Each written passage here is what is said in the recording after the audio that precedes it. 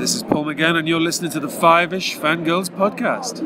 Five-ish Fangirls, I love you, and I'm one of the five-ish. In fact, I'm the biggest one of the five-ish. I am the Sixth Doctor Colin Baker, and I wish you all well. Have fun.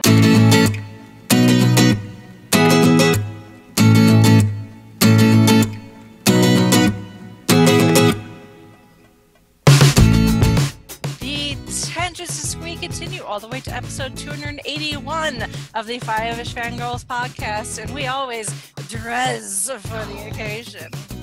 Welcome everyone to this week's episode of the Five-ish Fangirls podcast. So glad you could join us. Let's start off like we do every week with the virtual table and see who joined us this week. This is Brittany in Bethlehem. This is Chrissy in Salt Lake City. This is Holly from Wisconsin. And this is Rachel in Indianapolis, Indiana. Hello, everyone. Hello. So we are going to have some fun with this week's episode because it's our birthday. Woo! Happy birthday to us. Happy As we're birthday recording to this. us. Of course, that also means it's Colin Baker's birthday, but... Yep.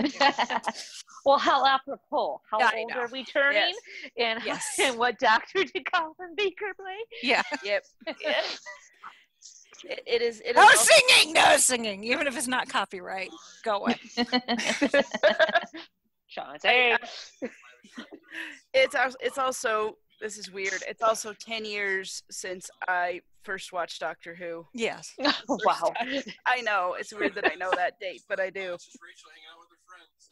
This turned in like this empire, so congratulations. Thank you. Yep. I was like, are we supposed to hear that? Yeah. It just got, bombed with a happy birthday from Chauncey. So, Yes. Aw, thank you, Chauncey. Thanks, Chauncey. Chauncey. he was just saying, he's like, when I started this, he was like, oh, it's just Rachel hanging out with her friends. And it's like, look at this now. Yep. Oh, I will never look at Frozen the same way again. Yeah. No, indeed. Yeah. But it's, it is our birthday, and we try to, celebrate accordingly. So I thought it would be fun to kind of go back to our roots, as it were, because the whole reason that we got together in the first place is because of Doctor Who. That is true. So we thought, in the spirit of all things Who, and because we're all still waiting for movie theaters to maybe open sometime in the next millennia, we would go into the Wayback Machine and take a look at the Doctor Who TV movie that was released in 1996. Yes. But of course we can't talk Doctor Who with just we can just talk Doctor Who with just ourselves, but it's way more fun with friends. We also thought it would be fun to bring on a friend of the show, and apparently longtime listener, and other things, about the internet. I don't even know where to start to introduce and even talk about all the things you're involved in. So, Nick, I will let you do that for yourself because your CV is very long and it keeps getting longer. Well, first off, hey everybody, and first off, happy birthday, congratulations, mazel tov, and more. I have to say it's truly an honor to be joining you today on your 6th birthday. Not to mention to discuss one of my obsessions and favorite topics, Doctor Who. And I have been listening to your show for quite some time, and it's just wonderful to have actually witnessed you guys just grow and go from strength to strength. So it's fantastic. So really congratulations on that. And I'm super happy to be here today. Thanks. Well, we're happy to have you. So yes. you want to go ahead and plug some of your stuff, or is it too much? Okay, or would we be here all day? I'll try and keep it as brief as possible. But mainly what I do is, first off, my day job, I host the Whiskey and Cigarettes show, which is a country music radio show, which is aired FM on net and AM radio throughout the world. And if anybody's interested or is fans of country music, they can find everything about pertaining to that on whiskeyandcigarettesshow.com. Added to that, I host the Happiness and Darkness podcast, which is a superhero movie podcast where every week with a different co-host, we discuss a movie of their choice. And actually, Holly and Rachel, we've been very happy to have both Holly and Rachel on the show to discuss movies, among these Howard the Duck and Captain Marvel. And definitely kudos to Holly for wanting to take on Howard the Duck. You're welcome. She survived. And added to that, now we're recently going to be unveiling a new project, which Rachel is going to be a part of, which is actually Gold Standard, the Oscars podcast, where we will be going through every single Oscar-winning movie for Best Picture from Wings back in 1927 all the way up to Parasite, or probably by the time we get there, there were going to be a few other Oscars awarded out. But yeah, Rachel and Zan Sprouse will be joining us on this bi-weekly podcast. And Rachel, now that I actually get to talk to you, I want to thank you so much for wanting to join me on this crazy ride. Oh, like I said in our chat, thank you for even considering me and asking. You know, I saw your message and I was like, that's an interesting topic and would definitely cause me to have to stretch my comfort level when it comes to watching movies, which in itself is a good thing. You know, I wasn't, you know, part of me was a little bit hesitant about taking on another podcast, but you know, it's just the opportunity was just too enticing for me to say no. And hopefully I told Chauncey afterwards, I'm like, yeah, it's just, I'm just working on building my media empire. So Seth Rogen better watch out, or Joe Rogan and all those other people need to watch out. So I'm coming for you. I think it's going to be a fun thing for everyone. Plus, I'll finally get to see movies that my grandmother always yelled at me about for never watching. Yeah, there's a lot on there where, you know, you see like, you know, the 100 movies you need to see before you die. And I'm like, never really been enticed to watch them, but I guess I'm going to now. Thankfully, I've already got Lawrence of Arabia checked off, so I'm not going to have to watch that when we get to it. You'll just I am going to have to watch Gone with the Wind, though, so. It's going to be a first for everybody, I think. Yeah. that one, I mean, I mentioned when we talked about Lawrence of Arabia, Gone with the Wind was my grandma's favorite movie. When I finally saw it, after she'd passed away, I was like, why did she love this movie? Now I've watched it a couple more times. I'm like, I can see why. It's still not my favorite, but I appreciate it a little more. Mm-hmm. Mm-hmm. Yeah, I think it'll just be an interesting, it'll be interesting to watch the progression of not only cinema, but what the quote unquote, you know, experts or whatever, you know, if you consider the Academy experts or whatever, you know, the cream, what they consider to be the best of the best. So it'll be an interesting adventure, and I look forward to, at the very least, doing all the behind the scenes research, because that's definitely my favorite part of all of this, hence the pile of notes I have in front of me just for this one movie. So speaking of which, we don't have any news. Sometimes we skip the news when we have guests, but in this case we actually don't have any, so that's a good thing, I guess. And we don't have any feedback, so other than the happy birthday messages we've been receiving from people on social media, and we greatly appreciate all that. So you know, we love reading, but sometimes it's hard to find time to physically sit down with a book, which is why the Five-ish Fangirls has proudly partnered with Audible. Audible is a leading provider of spoken word entertainment and audiobooks, ranging from bestsellers to celebrity memoirs. Whatever makes you squee, there's a perfect listen for you. Every month, members get 1 credit to pick any title, plus 2 Audible originals. Whether you're adventuring through time and space, running from dinosaurs, or capturing ghosts, With the free app, audiobooks go where you go. You can download titles and listen offline, anytime, anywhere. Even if you switch devices, you'll never lose your place. And right now, Five-ish Fangirls listeners can sign up for a free 30-day trial by going to audibletrial.com/5ishfangirls. That's 30 days to check out not only their huge collection of audiobooks, but also podcasts, guided wellness programs, theatrical performances, A-list comedy, and exclusive Audible originals you won't find anywhere else. So continue the joy of reading with Audible. Don't see a title that trips your trigger one month?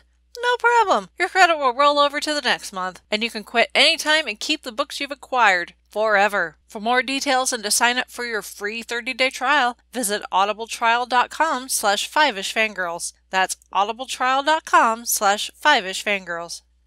And now, back to the podcast. So with that, I guess we'll just jump right into our main topic, which is Doctor Who, the TV movie, which was released in 1996. We'll start with some background because the story of how this movie came about and how we ended up with what we ended up with is very interesting. Yeah. I have the special edition DVD, and the documentary on that was really worth it. Yeah, I was gonna say, go if you have that DVD, go watch that documentary. It's very eye-opening, and I don't know, as much as I've been immersed in Doctor Who for the last 10 years, and like just out of my own curiosity, when I found out about this, I'm like, this one little TV movie had so much going on and so much going against it just to get off the ground. And I'm like, as much as some parts of fandom are like, oh, it's not very good. It's like, well, we're lucky we got anything at all. Yeah. Exactly. This came out in 1996. Doctor Who had been off the air at this point for 7 years. It had been canceled in 89 with Sylvester McCoy as the Doctor at the time. And even then, apparently, that not even a decade of there being no Doctor Who, that people could not stand that there was no Who, and were chomping at the bit to revive it in some form or fashion. And these people got together and pitched it to the BBC, but also they wanted to possibly find a way to revive the series in America. So it wasn't just a BBC production. They had to pitch it to the Americans as well. And hold on to your seats when you find out who they pitched it to.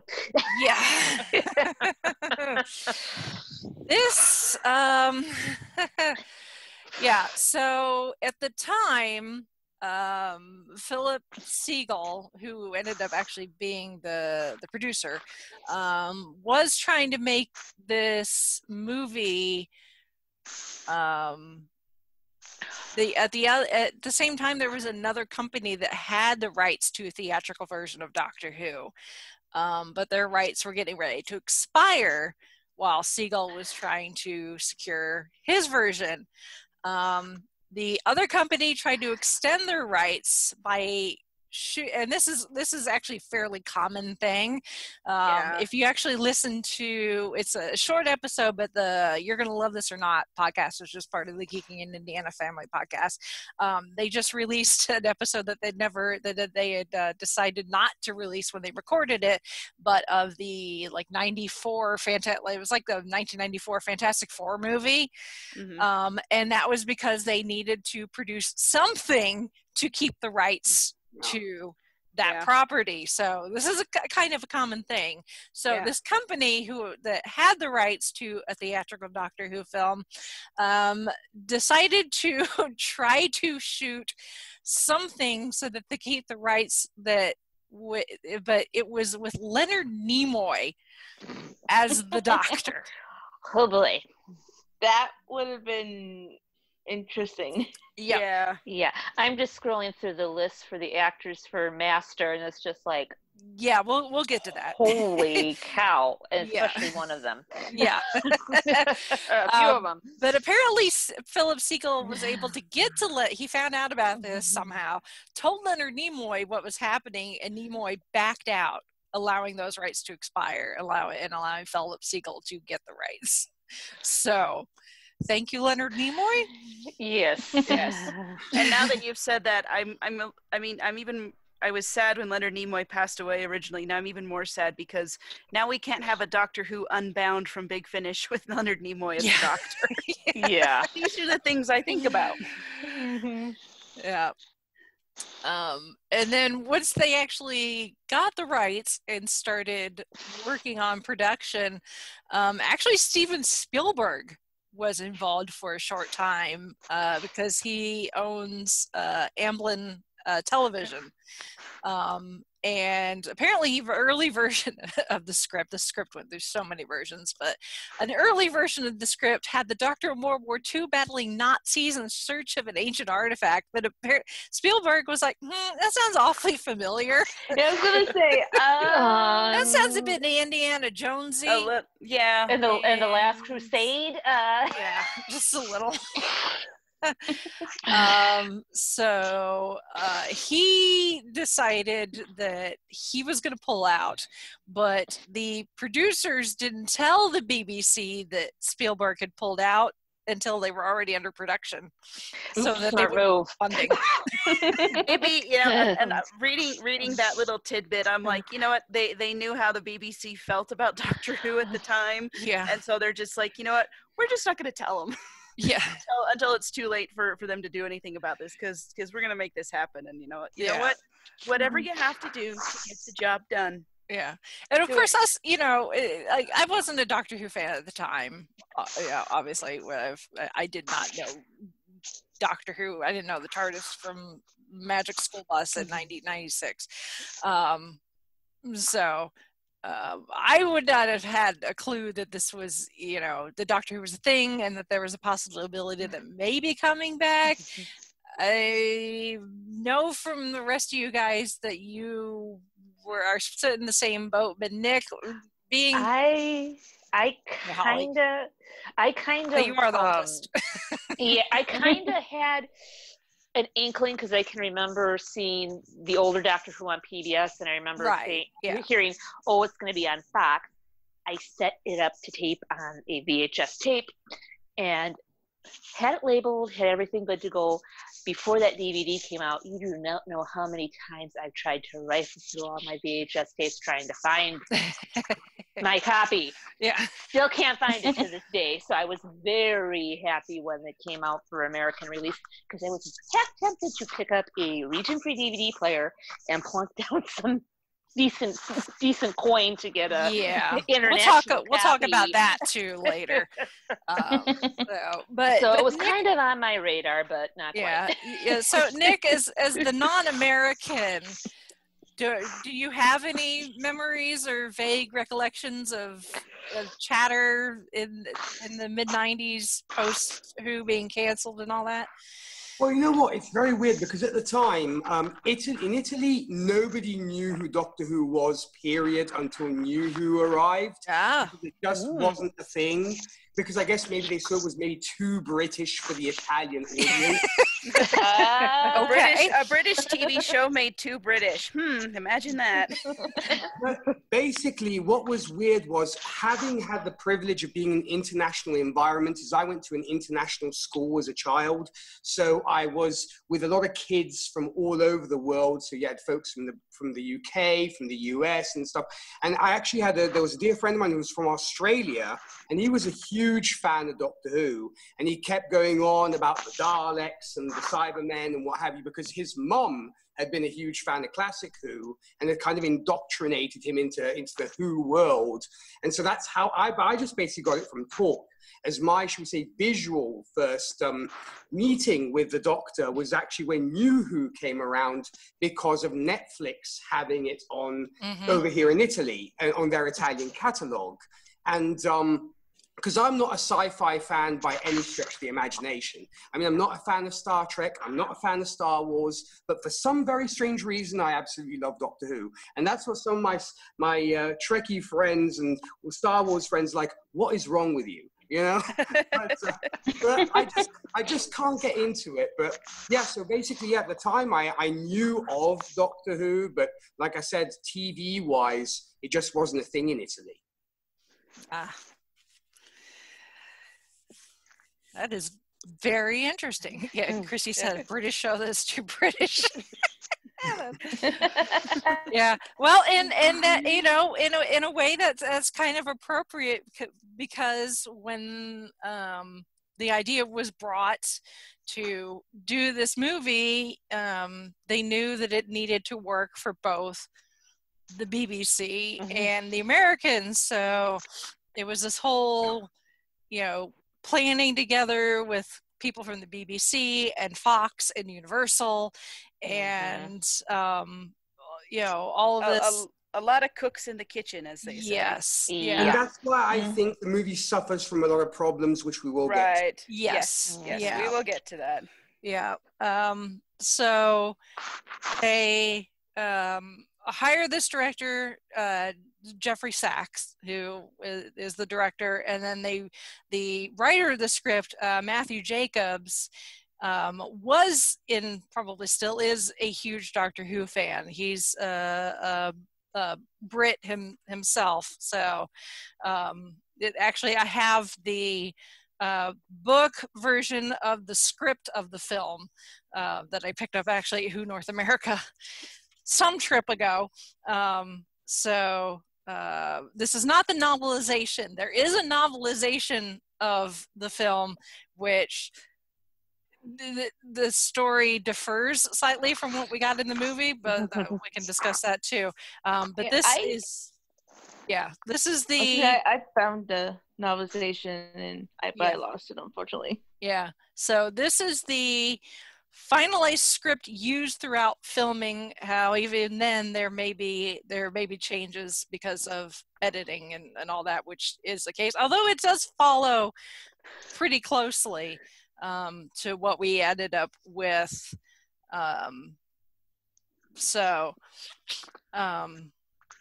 But yeah, so there's an introduction in the book that's written by Matthew Jacobs, who has the writing credit for the script. The introduction is written by Philip Seagull, but he's talking about Matthew Jacobs.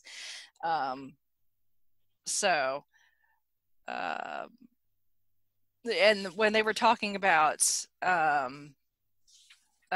when he first met Matthew, and talking about why the Doctor is such a beloved character, and apparently Matthew Jacobs' father, Anthony Jacobs, was in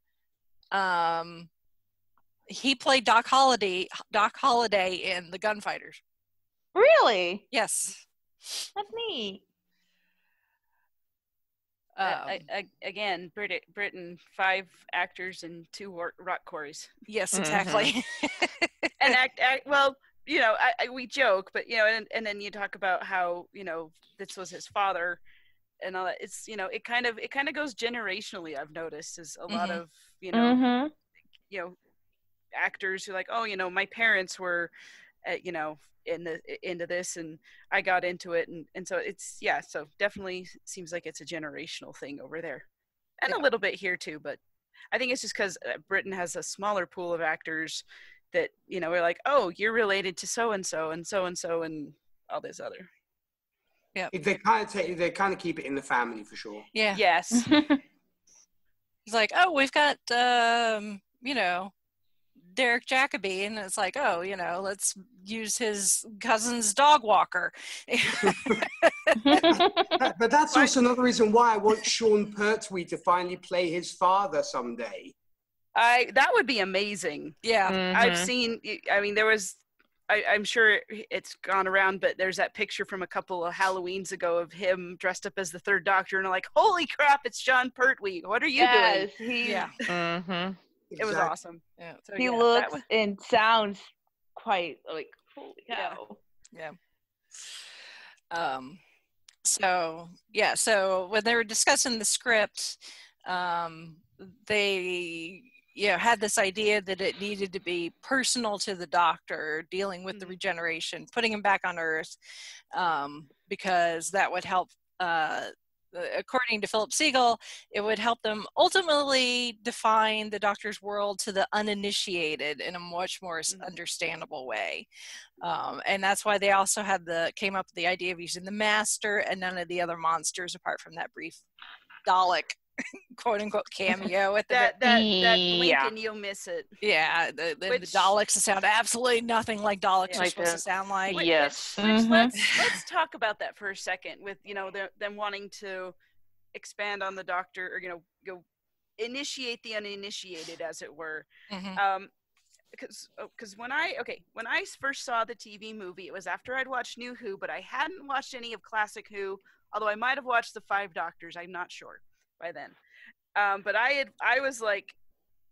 by then I had heard about the TV movie, that it was all Americanized and it was crap and it was horrible, and I was a little nervous about this. And that first little bit, it felt like there's that little narration from the 8th Doctor at the beginning about the Master being on trial in Skaro and the Daleks and all that, and I was like, okay, this is weird. Where are you going with this? But if you don't know what's going on, if you've never heard of Doctor Who, or even if you only know it in passing, I don't think it would really mean anything to you, especially as the story goes on. It doesn't, other than the Master, it never comes back up again. And even with the Master, it's weird. It's like, so he's this weird gooey snake thing who can take over people's bodies, which, okay, that kind of happened back in like Keeper of Traken and Logopolis. But again, you don't really connect those things, and so it's sort of like this was a good idea, just poorly executed, even though the fans are like, oh, I know what that is. Oh, it's a I want to say it's like South Park has a saying, it's called member berries. It's like, remember this, and then they don't do anything with it. Yeah. Chrissy makes a very good point also, because I find, one, the Daleks sound more like the paranoid android for some very strange reason. And secondly, why spend $32,000 and give them to Terry Nation to use the Daleks for 2 minutes, not even, and you don't even do them properly? And to add to what you were saying, Chrissy, I think they were hitting the uninitiated over the head with too much information. Skaro, Daleks, Rassilon, the sonic screwdriver. I think it was just overkill. Yeah, and I think probably what they, it's easy to say this, 20, or I guess we're up to 20 years now and change. Yeah. So much further into the future, but at the time it's kind of like, you had that gorgeous TARDIS set. If which you cost really $1 million. I know, it's like, make that your big, this Doctor, he's an alien and he has a spaceship that looks like a police box, but on the inside it's this gorgeous cathedral looking thing, and that's what you hit them with, instead of just blah blah blah Skaro, blah blah blah Master Rassilon, blah blah blah. They're like, wait a minute, what? Pause that, go back, I missed that, what was that? And it doesn't even mean anything in the story. It was way too much. But even the regeneration thing, I think, could have thrown people off who didn't know what the heck was going on. Right. I've heard interviews with Paul McGann and Sylvester McCoy about this from time to time, where they'd say, because Paul McGann, he was the one advertised as the Doctor and all the marketing and the lead up to it. But then you start with, Sylvester McCoy as the Doctor, and like, well, who's this guy? And so again, you're confusing people. You're kind of you're getting out in the weeds, and maybe you're trying to appease the hardcore fans, which is great, but there's got to be a balance to it, because by the time the 8th Doctor actually does show up, people are so confused and so lost, and at this point where Doctor Who's been off the air for so long, for 7 years already, you just needed to. I feel like all the mistakes the TV movie made, Russell T Davies and company learned from that and said, okay, we're not going to do that when we when they restart the show with the 9th Doctor. It's like, we're just going to start fresh, and that's what they did. So I kind of feel like with the TV movie, they got all the mistakes, all the fanboy stuff, all that out of their system, and then they can start fresh with the new series. Now, at the time, of course, fans didn't know that was happening. This is all with the benefit of hindsight. I'm looking at it like a historian. Yeah. Looking at it because. Yeah. Because at this point, it's still going to be almost another 9 years, decade before Doctor Who as a TV series comes back. Yeah. So right. Although this I do also feel like this kind of paved the way for Big Finish to really get going. Oh, yeah. They're like, well, yeah, we had the TV movie that failed. Well, we're going to go in this direction. Yeah. Have Doctor Who in audio because it's never coming back on TV. Yeah. And we'll discuss at least Big Finish and right to this and the bigger continuity and all that. We obviously we've mentioned before we need to do a episode just purely dedicated to Big Finish. Yes, for the uninitiated. Nice. So Nick, you may need to come back for that. given the scope given the scope of Big Finish, it might be several episodes. Yeah. Well, an introduction to Big Finish, like the history and right to start in that. Big Finish 101. Yes, Big Finish 101 though. But we will discuss some Big Finish. We'll table that for now, but but it's I'm kind of all over the place when I'm talking about the TV movie because I want to talk about it as the story. I want to talk about it as how it brought about and it's sort of its legacy. So I get talking about it and well, I mean it has to. I mean it's like for some people they're like, why are they jumping all over the place? And like, well, just because of the nature of this story and this movie, it just the whole thing is like in the grand scheme of things, we're grateful that it happened. Totally. But if things had gone slightly differently, the Doctor Who that we know and love would not exist. Yeah. So it's not that it happened, but also the way that it happened. Mm-hmm.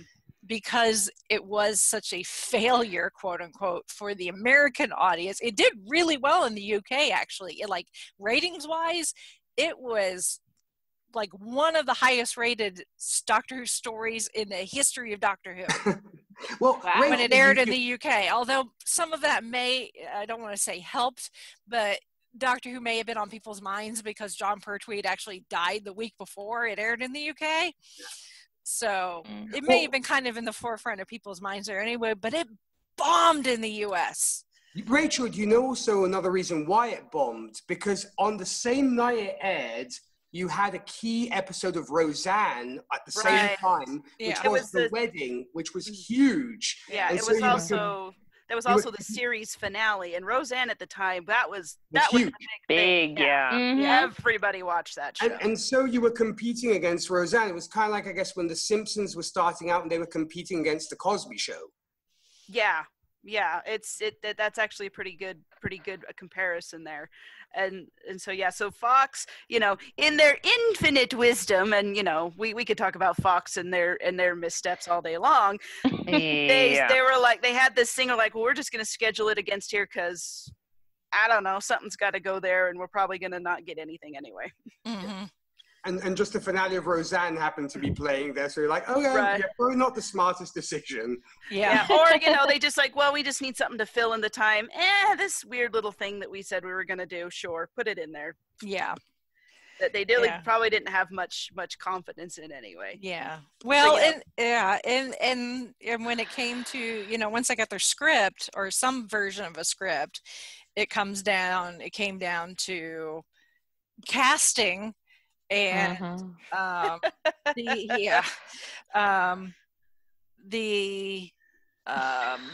some of the folks from the BBC actually wanted Tom Baker to come back and somehow factor his doctor into it, which would make no sense with the script that we got.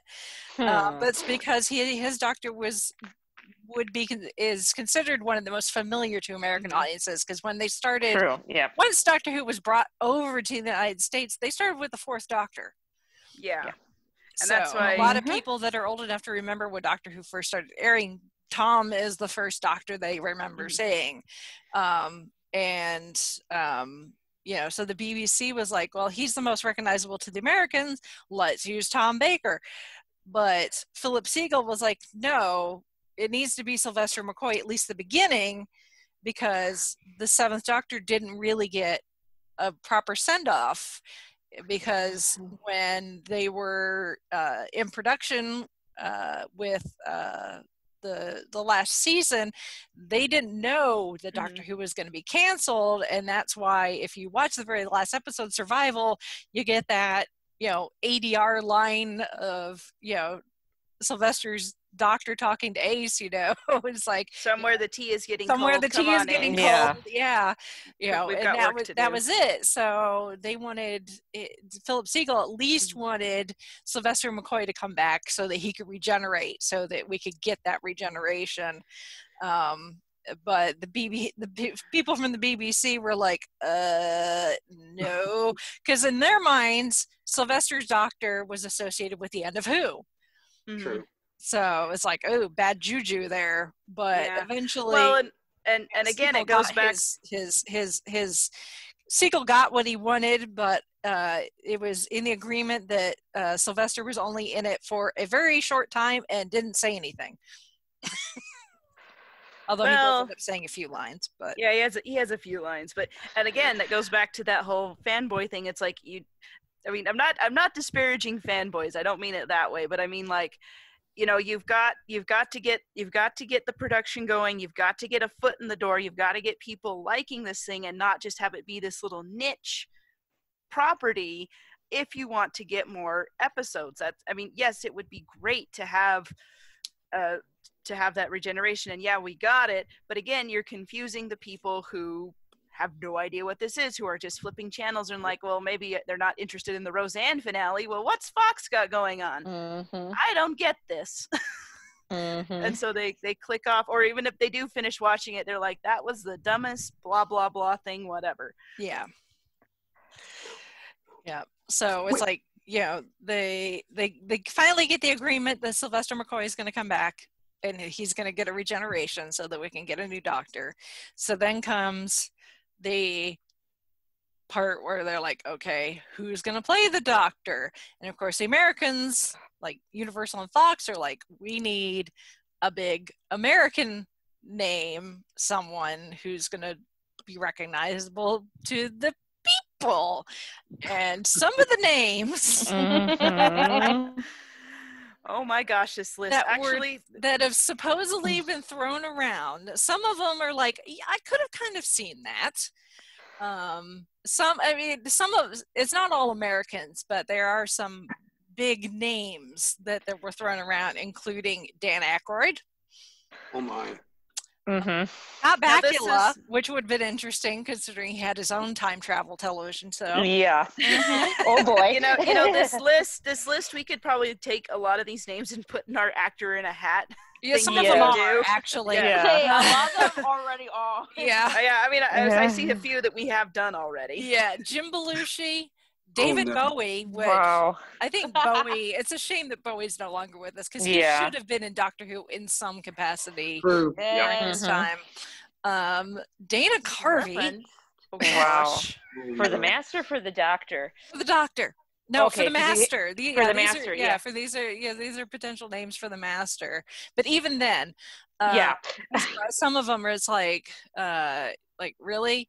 Yeah, Robert Englund, Freddy Krueger himself.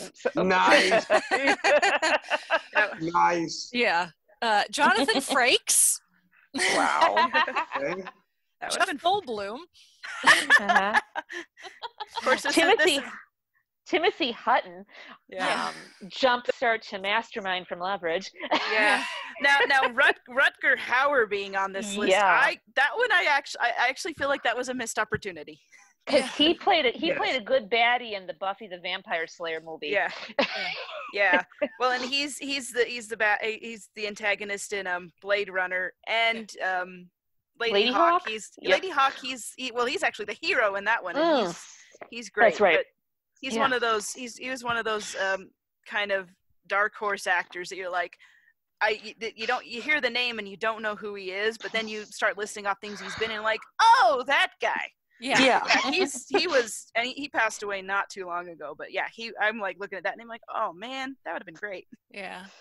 Christopher Lee, I think he would have made a great master. Ooh, yeah. I mean, yeah, that man can read the phone book to me, but sadly he can't anymore. Which is very sad. I know. Yeah. Patrick Stewart. Oh, yeah. Mick Jagger? Oy. Yeah, Mick Jagger.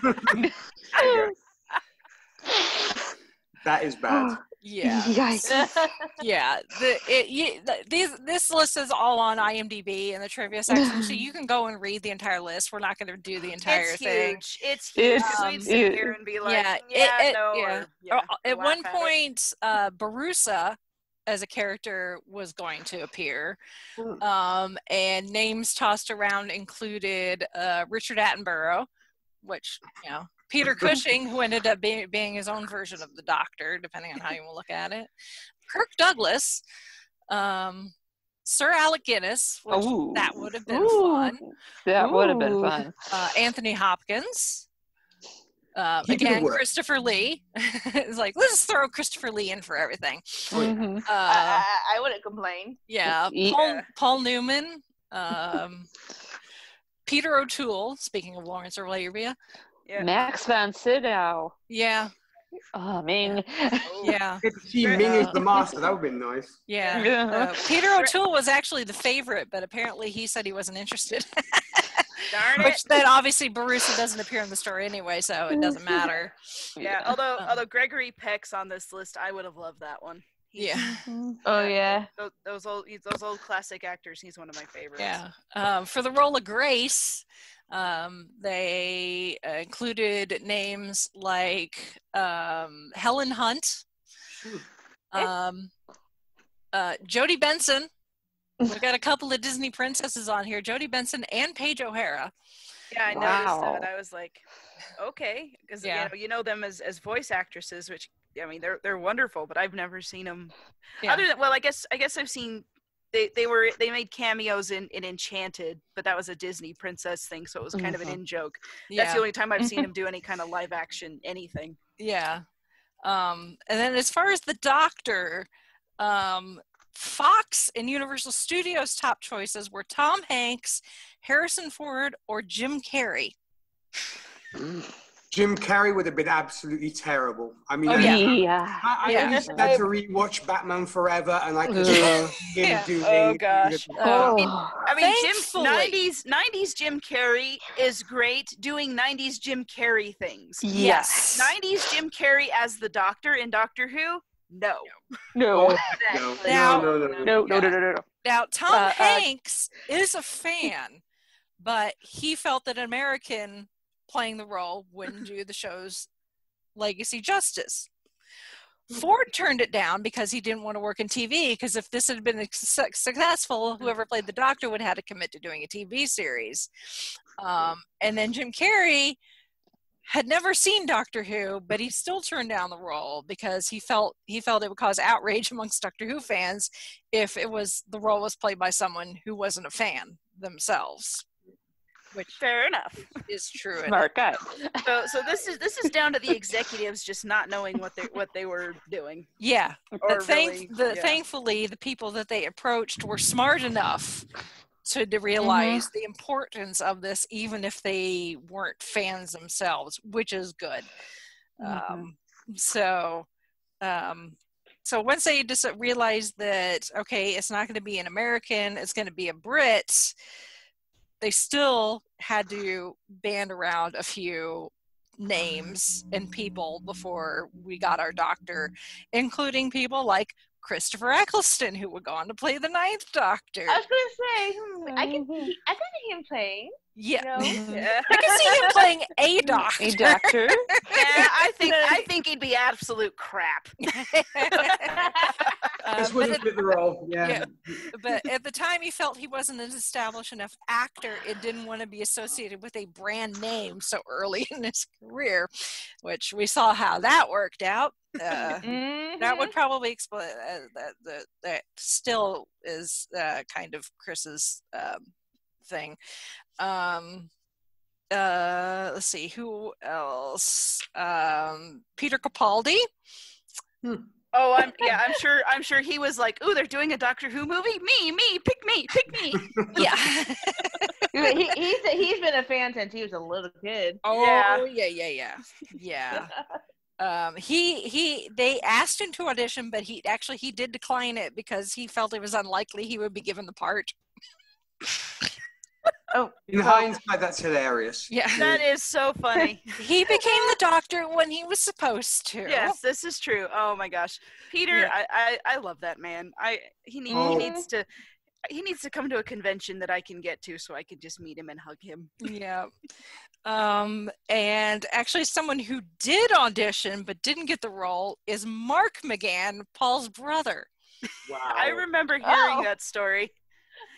Because Paul was talking about it one of the Big Finish interview, behind the scenes interview things, and that he mentioned his brother had auditioned but didn't get it. Yeah.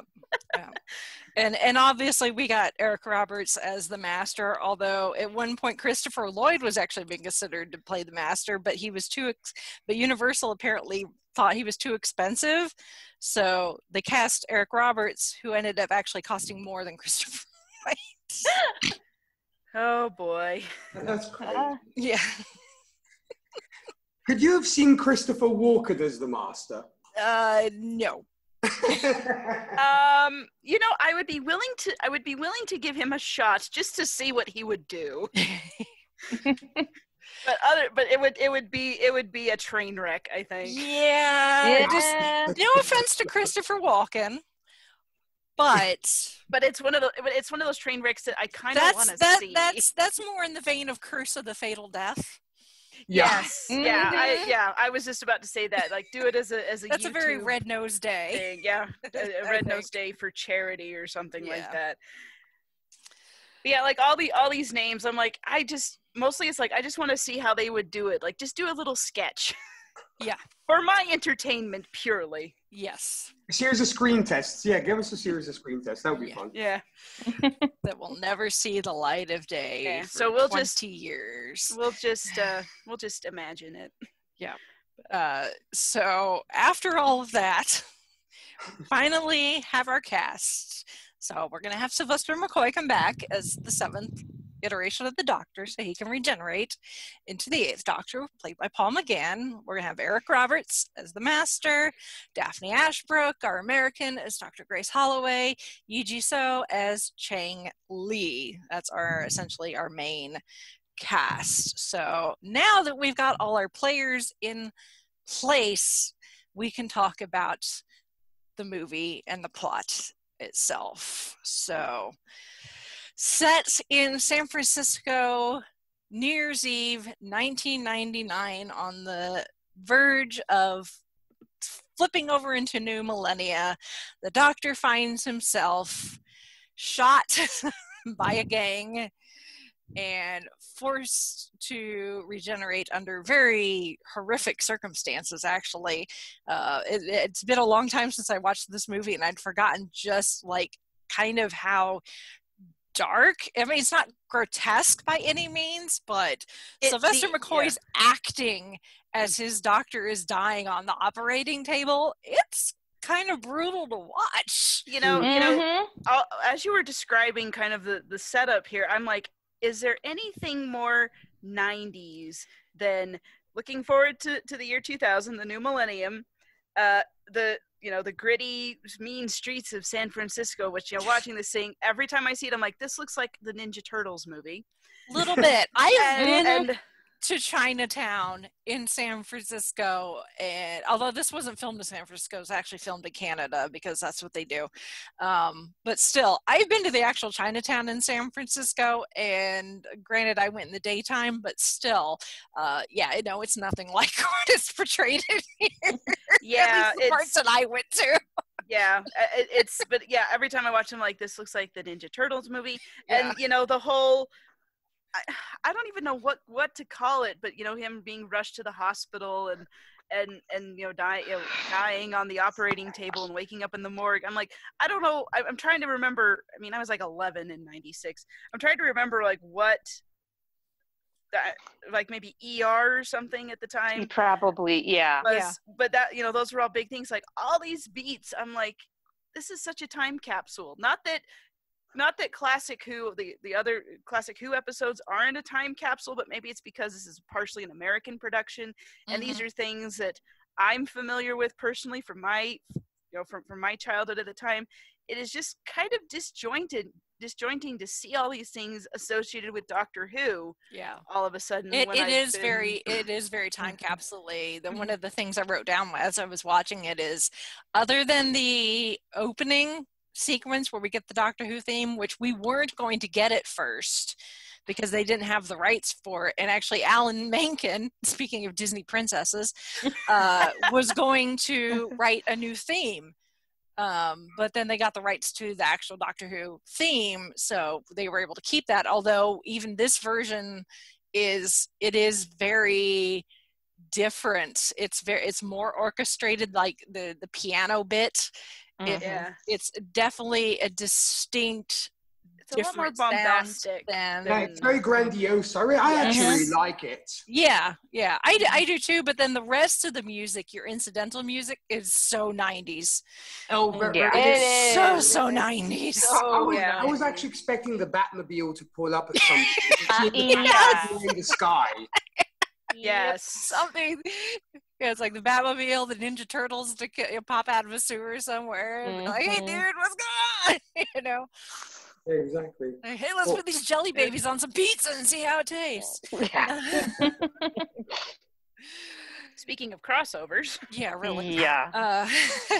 So, yeah, if you're a Doctor Who fan, obviously, and a fan of Classic Who, and we discussed this when we talked about this last season of Doctor Who, when they brought the Master back, is it does check a lot of those boxes for a Master story, though. You've got the Master cocking up some, cockamamie plan to try and kill the Doctor, and his own arrogance ends up getting in the way, and he gets defeated. It's a classic Master story. It really is. It is.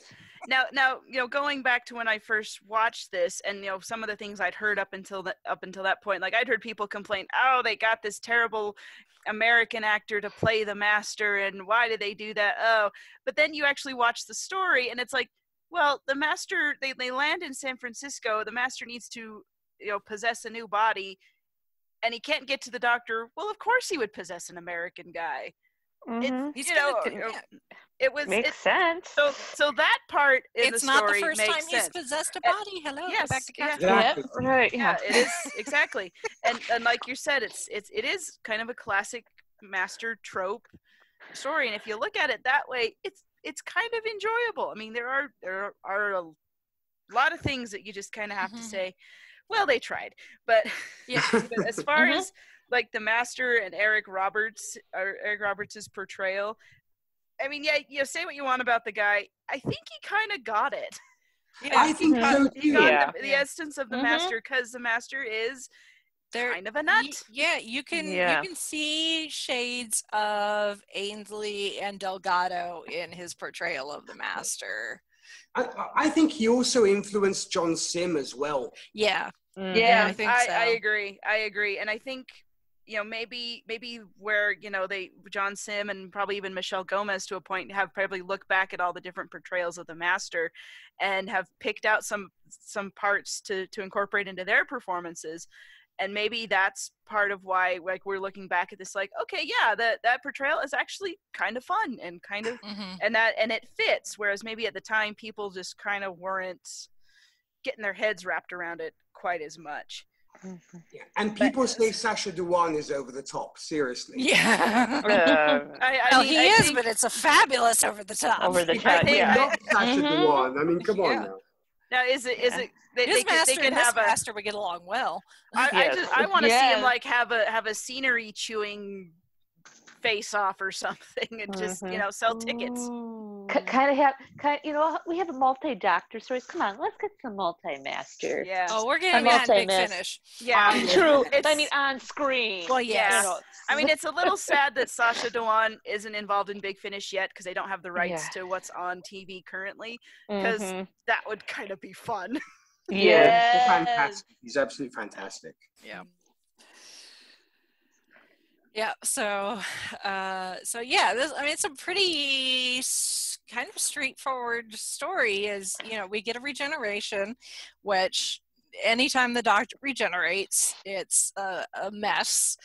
Mm-hmm. And it seems to be that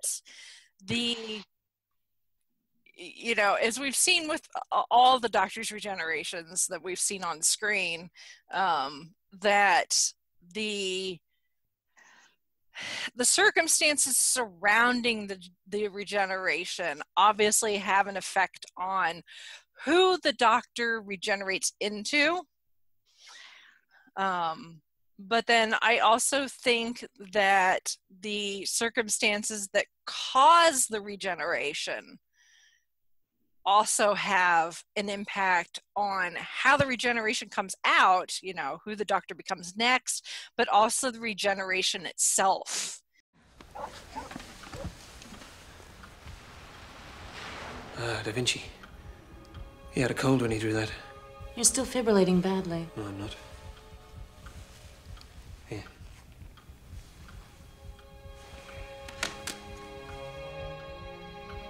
I remember! I was with Puccini before he died. Name drop. I was. Shh. Oh my God. You see, that's no echo. He died before he could finish Turandot. Alfano finished it based on his notes. It was so sad. You have 2 hearts. Who are you? I was dead too long this time. The anesthetic almost destroyed the regenerative process. Yeah. Right. I'm gonna get a syringe. I'm gonna take some blood. I don't know what's going on here. Grace. Don't you see? I have 13 lives. Please. Okay, you're trying to tell me that you've come back from the dead. Yes. No, sorry. The dead stay dead. You can't turn back time. Yes, you can. I'm not a child. Don't talk to me like I'm a child. Only children believe that crap. I am a doctor. But it was a childish dream that made you a doctor. You dreamt you could hold back death. Isn't that true?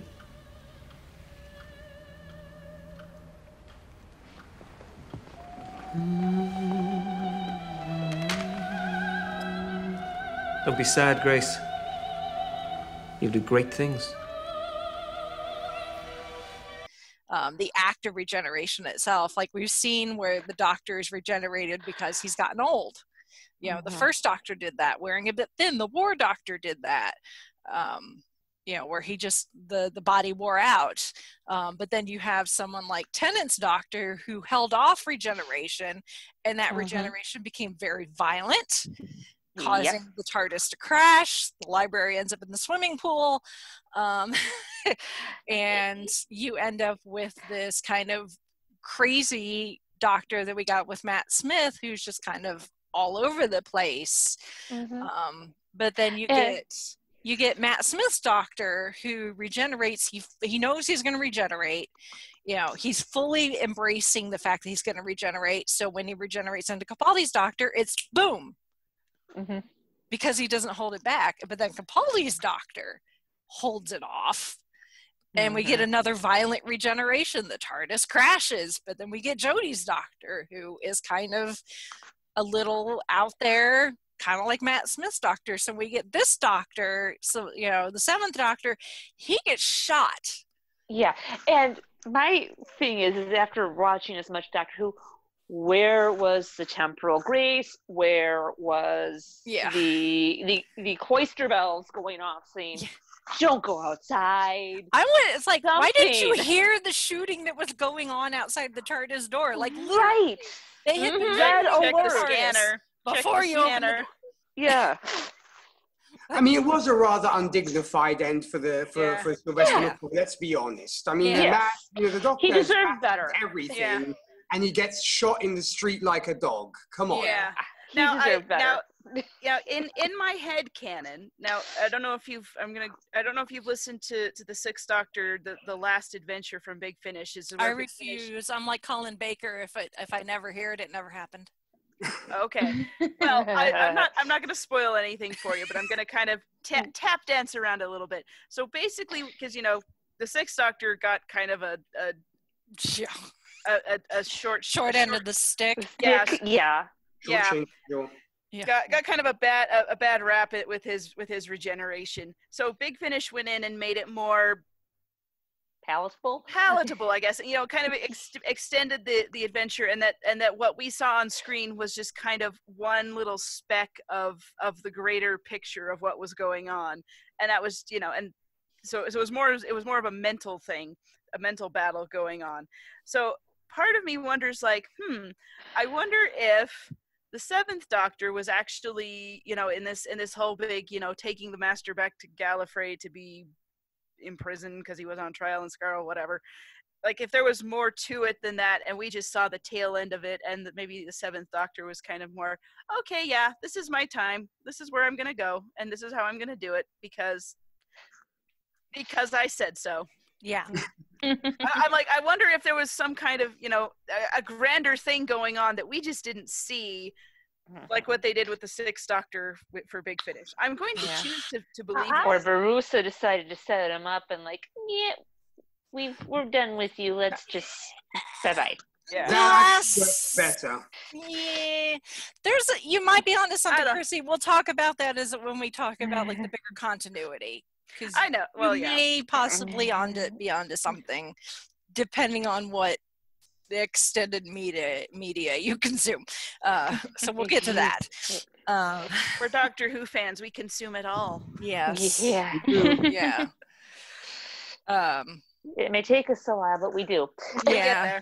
Yeah. Well, and you kind of have to wonder if they had realized that the Doctor was not human, had two hearts, and treated him accordingly, would he have regenerated in the first place? Because as far as what medical babble we get, nothing major was hit. He got hit in the leg and in the shoulder. Yeah. Mm-hmm. That's why I say it's so undignified the way he goes out. And actually, to tie into that, can we actually please address the fact of the Doctor being half human in this film? Oh, yeah. We'll discuss that. Ridiculous. Yeah. we will get there. Oh, yes. Oh, yeah. But obviously, they had to give a reason for the Doctor to regenerate so that we could get Paul McGann as the Doctor, for better or for worse. But then, regeneration, and this Doctor specifically, once you get into Big Finish, you'll realize that Paul McGann's Doctor suffers from amnesia a lot. Yes, he does. It's kind of like, and same with some of the novels that he's in. It's kind of like the writers of those, they like, they consult the TV movie to get a sense of his personality, and you're kind of like, oh, he has amnesia. That's what he is. And it's like, well, yeah, that's post-regeneration sickness, but there's more to him than that. Yeah. Mm-hmm. It's almost like he's kind of Rupert Giles, and then there's this invisible book or invisible demon that just kind of whaps him upside the head, and I don't know who I am and what I'm supposed to be doing. Yeah. Help.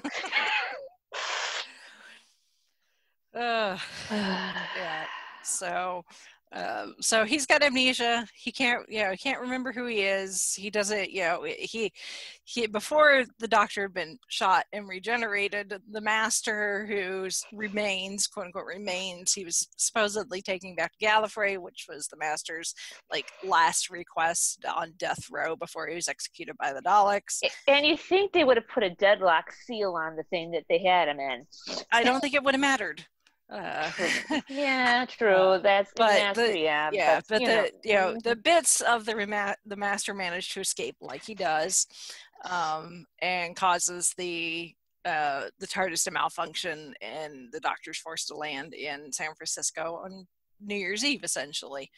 And then that bits of the Master, because it needs a body that is appropriate, but he can't get to the Doctor's body because obviously he needs a Gallifreyan Time Lord body, preferably with two hearts and all that fun stuff. But in the meantime, he takes over the body of this ambulance driver, played by Eric Roberts, which is how he ends up becoming the Master. And of course, there's this race against time, because if the Doctor can't get the TARDIS fixed, then reality is going to implode on itself or something. It's timey-wimey. So the plot is not anything extravagant as far as Doctor Who is concerned. It's definitely leaned more towards classic Who, where the plot lines were simpler, I think, compared to now, where, you know, especially with this, what happened in this last season, where it's like, oh, the timeless child, and no, the Doctor's got all these regenerations before, which that may end up tying into this, or they tie this into that, we don't know yet, but the plot is very straightforward. I mean, like I said, I've got the book version of the script. It's 126 pages. It's not long at all. There's not a lot to it. Yeah, it's pretty much a straightforward action movie, I suppose. You have to save the world from being destroyed. It's as simple as that. Yeah, pretty much. With the whole, with you know, some Doctor Who flavor text thrown in there just to call it Doctor Who, I guess. But yeah, like, I don't know, I kind of it started making me think of, you know, how classic Who is structured versus how new Who is structured. I mean, the structure is very different, because classic Who, several episodes are one story, whereas new Who, you have one about 45-minute episode, maybe two for a two-parter, and then there's your story. Whereas this being a movie, and again, you know, they were really trying to appeal to as many people as possible, while also appealing to the fans and appealing to, you know, just everything, trying to throw everything in there to make it work. It's like they wanted it to be a simple story, but with all of the big action set pieces, like, you know, the motorcycle chase and the big climax at the end in the TARDIS in the Eye of Harmony and all the stuff. So it kind of feels like, again, a lot of cooks in the kitchen, a lot of people trying to do a lot of different things all at once. But yeah, at its core, it is just sort of it's a simple adventure story with all these little fripperies hanging off the edge. Yeah, with him distracting the guy with the jelly baby, or whatever else they have going on. Jelly babies are awesome. Oh, they very much are. Yes. Indeed. And every time that the Doctor has one, it's always, or either eats one himself, or when he offers one, it's a yellow one, and that's because the Doctor knows that the yellow ones are one of the best ones. Yellow and orange, those are the best ones. I haven't had one in a long time. I mean, but yeah, no, yeah, Chrissy, you're right that they it obviously is like generic enough that it caters to a broad audience, but they do make sure to put like some of those things that we've come to recognize as quintessential to Doctor Who. So it's like the TARDIS, she's the blue box that we expect. You know, it's obviously bigger on the inside. Chang Lee has his bigger on the inside moment, because you have to have that. The jelly babies, you know, those sort of things are very quintessential Who. And the appearance of the sonic screwdriver as well for a brief period as well. And we all stopped to say, like, wait a minute, when did he get that back? Exactly. Yeah. This is like, how long has that been cooking away? I know. He just had in the bag, along with a whole bunch of other stuff. Yeah. I have some questions for the TARDIS, because after the fifth Doctor lost it, I'm like, now why did it take you so long? But that's for another episode. And where are the extra hidden spare reserves of Nitro 9? I mean, you got to think that Ace probably planted some somewhere in the TARDIS for the Doctor in case he would need it. Yeah. Well, then also the Eye of Harmony being there where it is, where it was actually on Gallifrey last time we checked. Right. Although, well, part of me, I've kind of started subscribing to the theory that there's the main Eye of Harmony, and then the TARDISes out to have their little branched off Eye of Harmony. Like, this is your little piece of it if you can't get to the big one, or this one, when you need it. But so you have your little portable version. Mm-hmm. That's how I hand wave that one. Yeah. I don't know how widely that anything like that's accepted, but yeah. Well, it works. I mean, Nick is right that the Eye of Harmony is supposed to be on Gallifrey. They established that in the Deadly Assassin. Yeah. Yes. I realize that. But then the episode Journey to the Center of the TARDIS actually corroborates that the Eye of Harmony is in the TARDIS. But yeah. That's its own that's its own thing. And I guess we could kind of use that as our segue into the things that this movie established, and they now had, quote unquote, established, and have now had to retcon, for lack of a better term, in the last almost 20 years. More than 20 years, almost 30 years, 5 years and some change. So yeah, we'll start with the Eye of Harmony. So the Eye of Harmony is supposed to be the power source for which all the Time Lords use to travel through time. And it is you can get into Time Lord history. It was created by Rassilon by suspending time around an exploding star in the act of becoming a black hole, harnessing the potential energy of that collapse. It uses all the Artron energy, which we know about.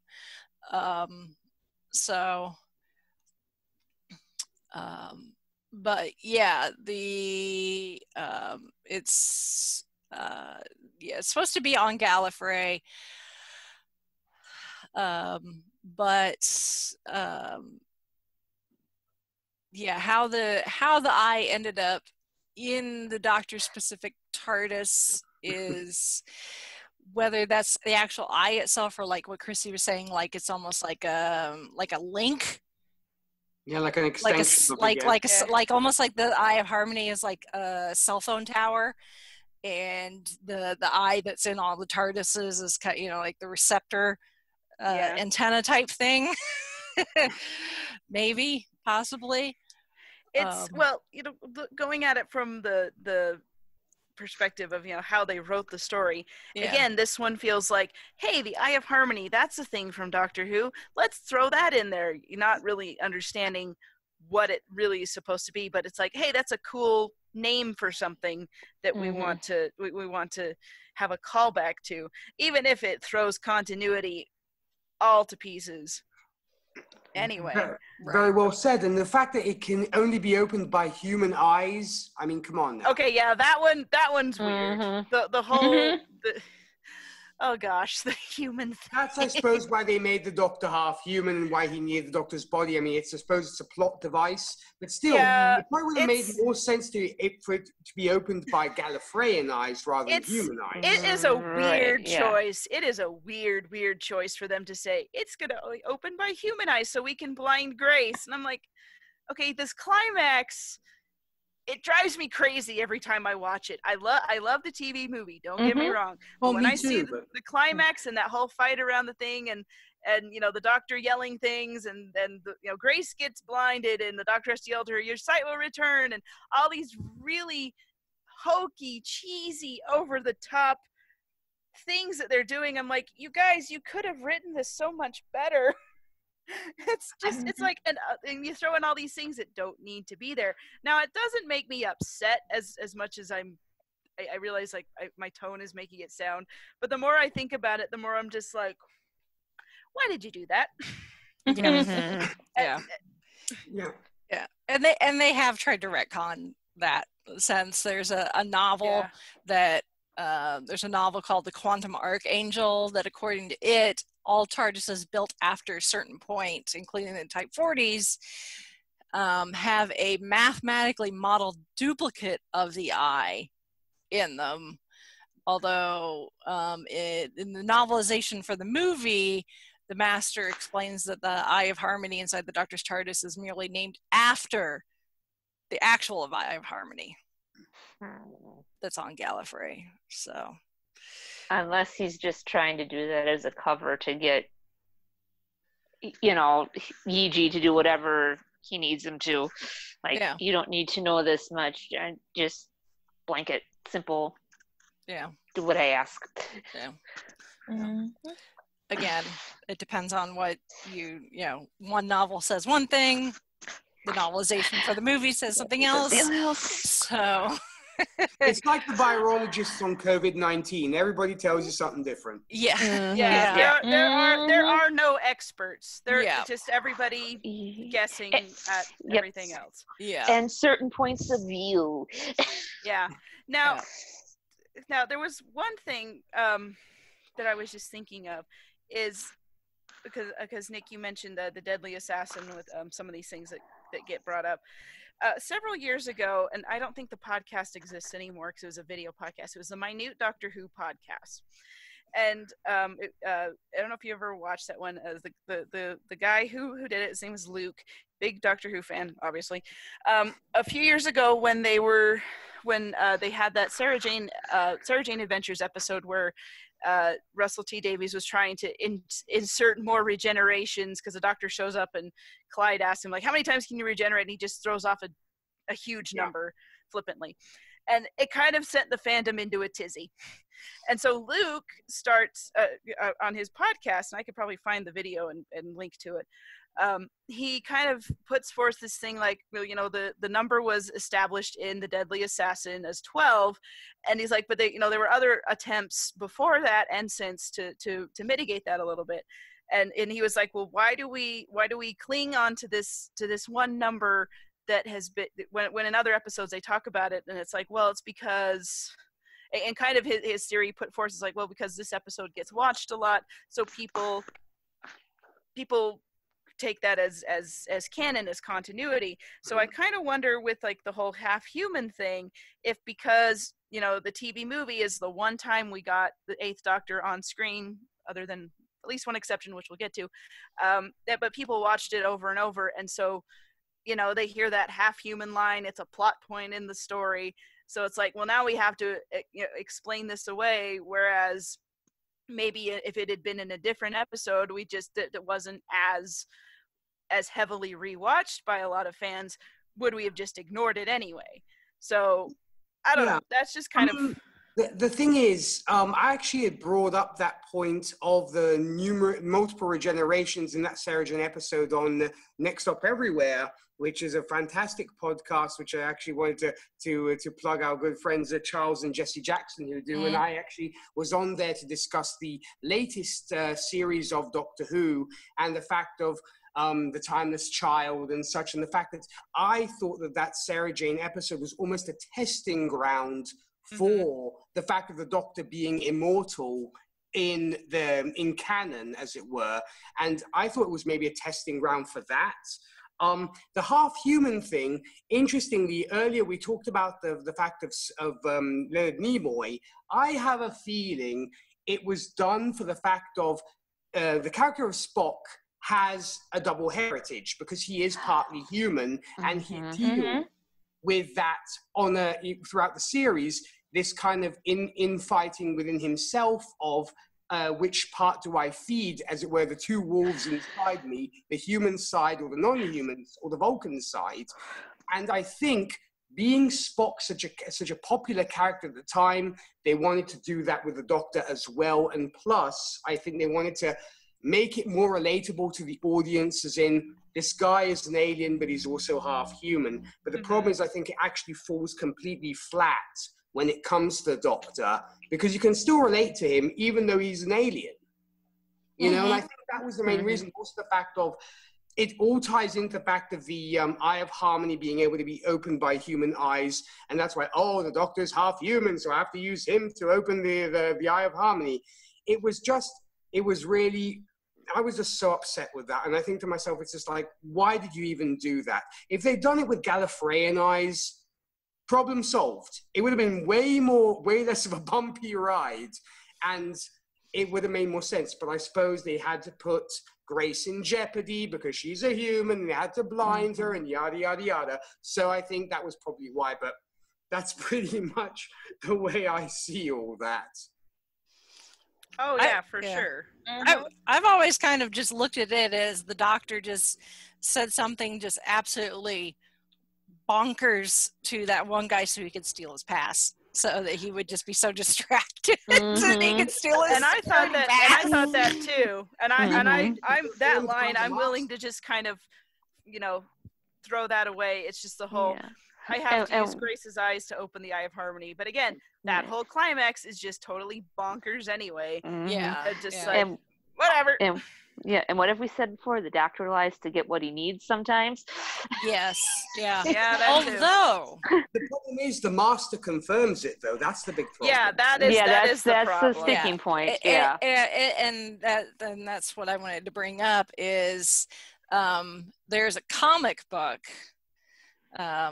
Doctor Who comic called The Forgotten, that in it supposedly it retcons that the Doctor, the seventh Doctor, before he exits the TARDIS, uses the chameleon arch to make himself appear half human, to somehow in his plan to use it against the Master. But I have not read that comic, and I can't find anything that really explains in more detail how exactly the Doctor thought that was going to do anything. But the fact that we have all these various things kind of retconning it evidently shows that there were so many holes in the story they needed to use all this stuff. Yeah. Yeah. So if there's anyone out there that's read that particular comic, and it could specifically talk about that bit of because it's a 10th Doctor comic, but apparently it goes through the history of it covers all the Doctors' regenerations up through the 10th Doctor.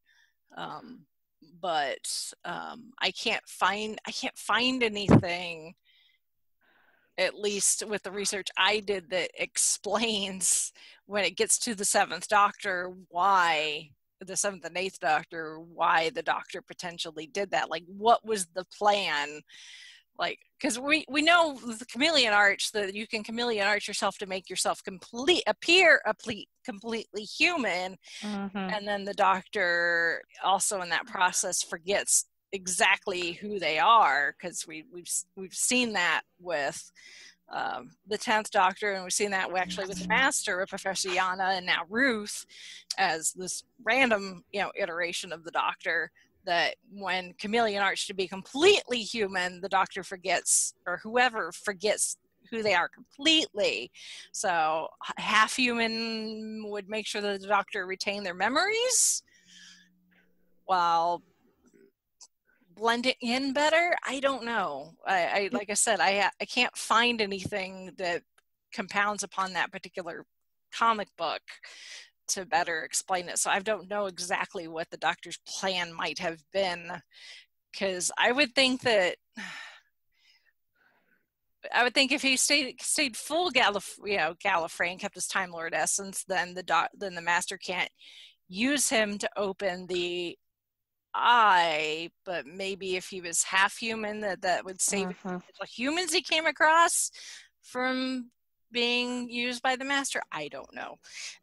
I'm spitballing here at this point. I guess we can just write it up as a faux pas on part of the writers. Yeah, I'm willing to do that. I'm just at the end of the day, it's just one of those, the Doctor will just say the most redonkulous things that make no sense to us if it fits the circumstances. Yeah. So. And you can sit there and try to triangulate and make it work and try to force it into continuity and canon, and it's just going to make your head hurt. So don't stress.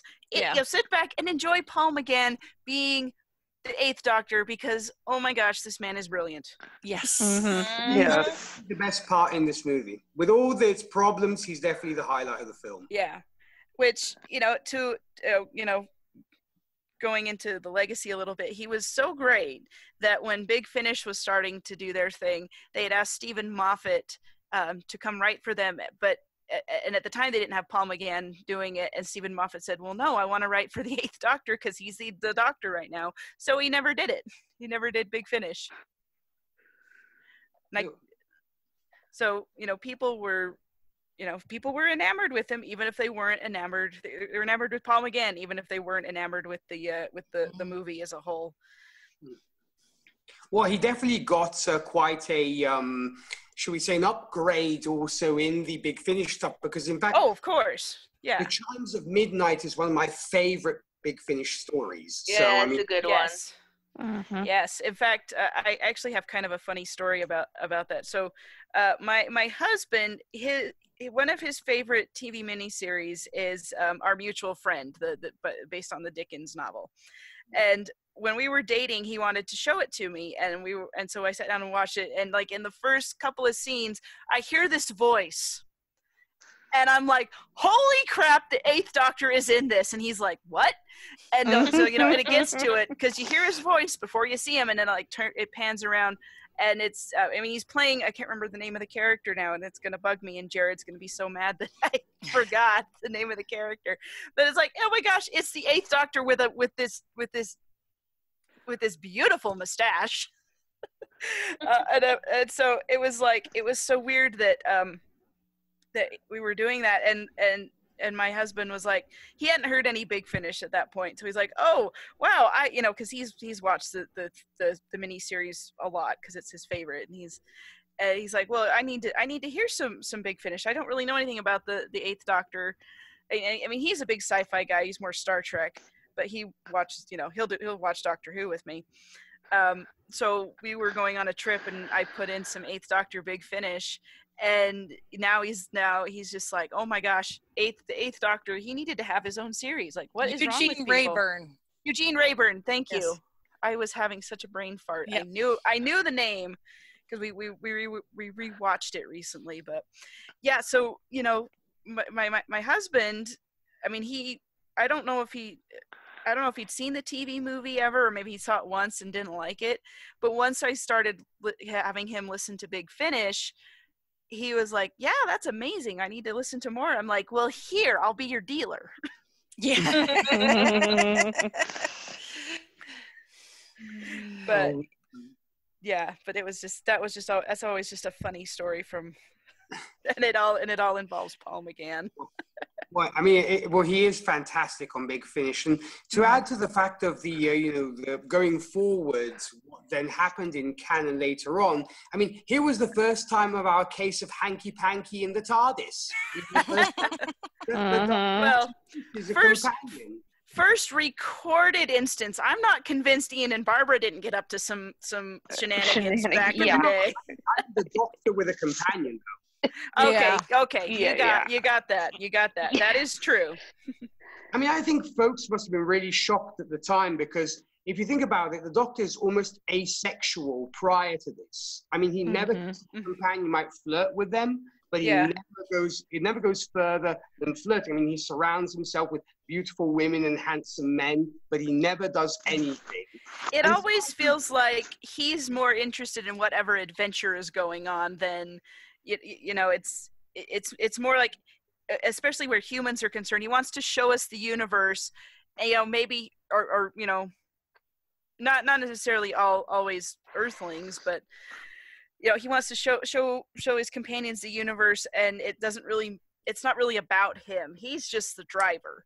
But as long as he can show people what's going on. Now, obviously that has changed quite a bit since New Who has started, but back in Classic Who, it was always about the adventure, and our main TARDIS team, they were just kind of the ones showing us the story. They were kind of more along for the ride, and you didn't get a lot of stories that were focused on the Doctor or focused on the companions, for better or worse, and we can that could be a different discussion for another time, but this was the first kissing Doctor before David Tennant became the kissing Doctor. Yeah. And then Matt Smith just kept it going. Heck, he married one of his companions. Yeah. Yes.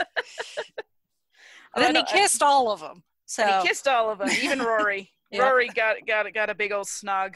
Yep. But yeah, hey, so I kind of, well, I say the first kiss I kind of equate to the doctor just being excited that he's finally getting some of his memories back. Yeah.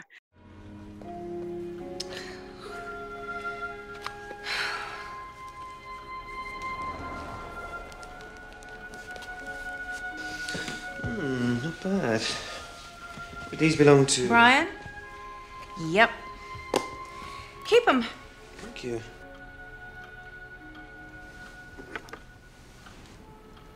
How's my blood? It's not blood. Perhaps if I walk in them, stretch them a bit, they'll fit me better. Good idea. Let's go for a walk.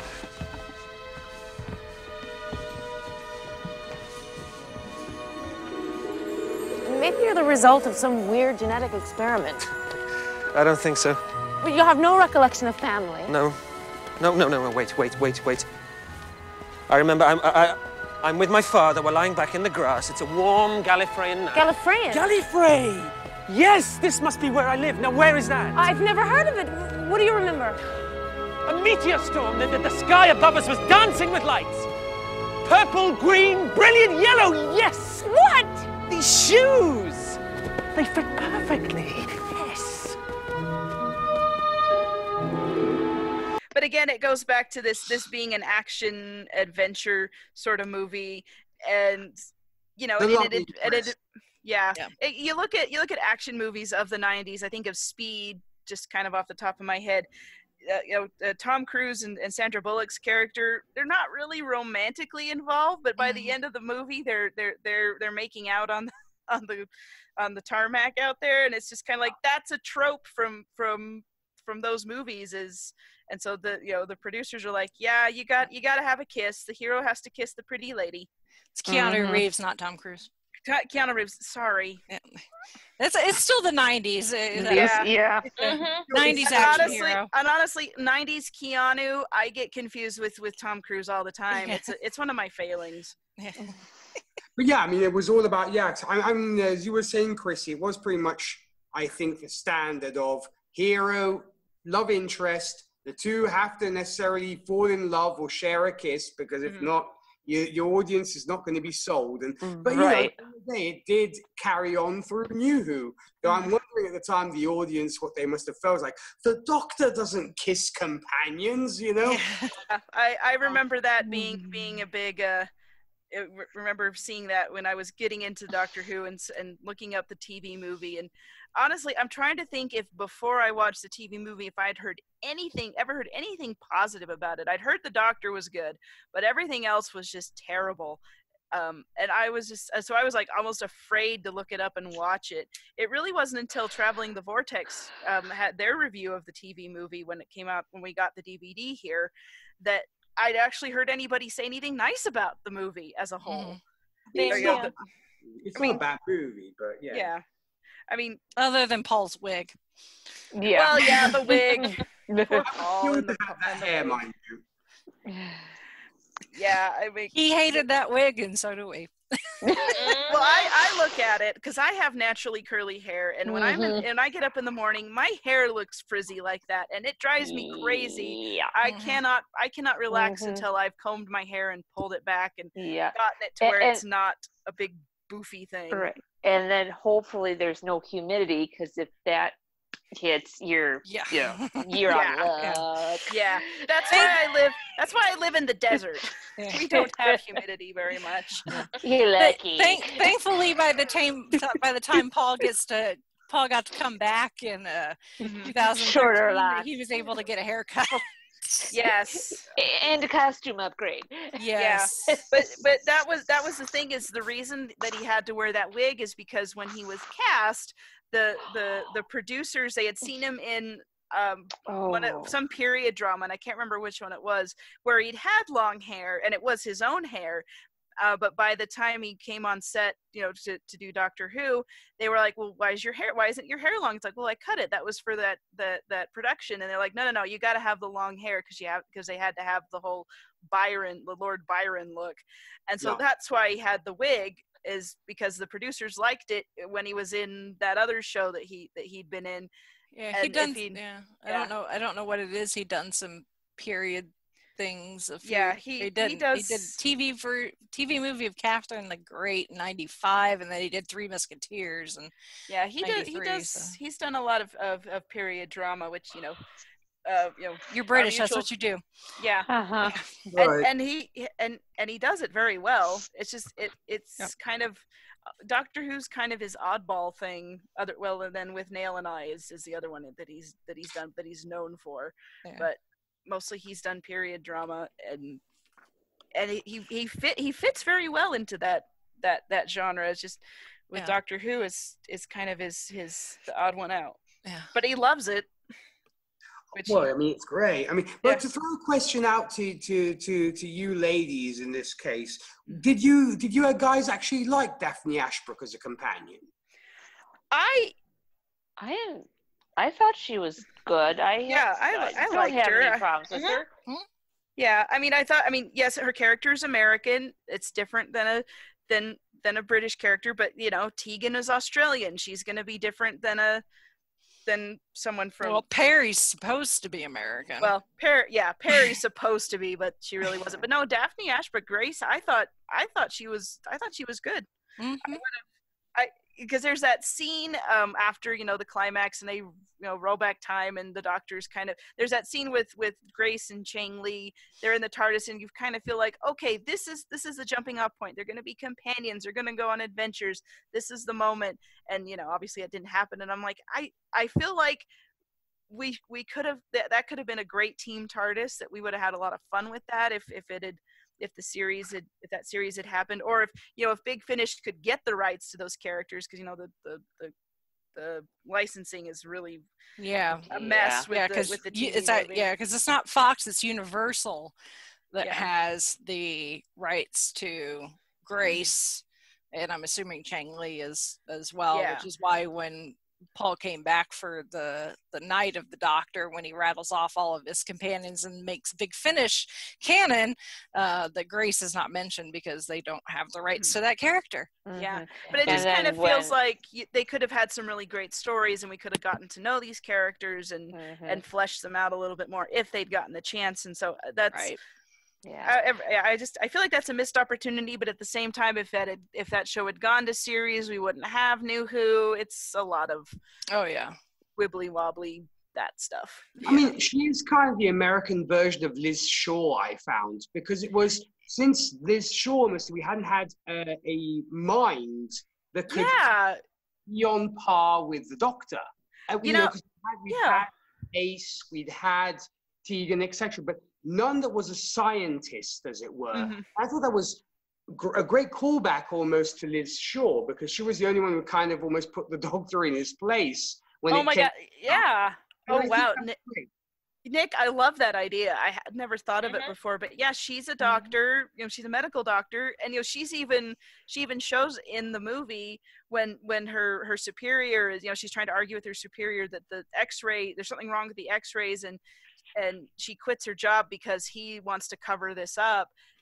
You kind of get that sense like she would do the same to the Doctor if he was getting too full of himself. Mm-hmm. Mm-hmm. And yeah, she's in the mold of Liz Shaw. I'd never really thought of it that way, but that's perfect. Yeah. And even though she's a cardiologist, it's obviously that beyond just her specialty as a surgeon, as a physician, she's extremely intelligent as a whole. Like she she seemingly understands what the Doctor is doing when he gets the chip from the atomic clock to fix the TARDIS. When they go into the TARDIS, unlike Chang, who walks in the TARDIS, walks back out, doesn't say it's bigger on the inside, but you can tell he's thinking it. But Grace, on the other hand, when they walk in and the Doctor is playing with the beryllium chip, and she mentions that it looks pretty low tech, and he's like, well, it's a Type 40 TARDIS, it could take me to any planet in the universe. you know, any date in the planet's existence. He's like, temporal physics, and Grace is like, you mean like interdimensional transference? That would explain the spatial displacement when we went through as we passed over the threshold. Like, she gets it. She's a fantastic companion. I mean, she's but also one thing that, you know, because we talked about all this stuff of like, you know, the stuff that kind of bugged us. Did you guys find that the ending was a little bit too clean, that everybody's alive and yay, you know, kind of bring out the fireworks and stuff? Or yeah, one thing that kind of bothers me about it, and this could just be the writers trying to wrap things up because they don't know if this is going to be taken to series or anything, is Grace, you know, the doctor asks Grace to come with him, be his companion, and she goes, no, I know who I am, and that's enough. I'm like, you don't have a job, you don't have your, you know, you got kicked out of your house, or, you know, your whatever the thing with the house was. I would honestly, you know, where she is, I'm like, that would honestly be the perfect jumping on point. Go with the doctor, you're his new companion, go have adventures. But that part, you know, everybody, you know, kind of mopping it up and everything's fine, and everyone. Well, she invites him. Or she come with her. He's like, come with me. And she's like, why don't you come with me? And he's like, oh, it's tempting. It's like, doctor, you would get so bored so fast. Yeah, you would. It would kind of be the. Go watch The Power of Three. Yeah, I was gonna say, it would be the Rory and Amy thing. The doctor drops him off and comes back and you know, hangs out with him, but then he has to go off. But yeah, it would be that thing. But yeah, that part I always see that, and I'm just kind of like, I don't know if I buy that much because. Yeah.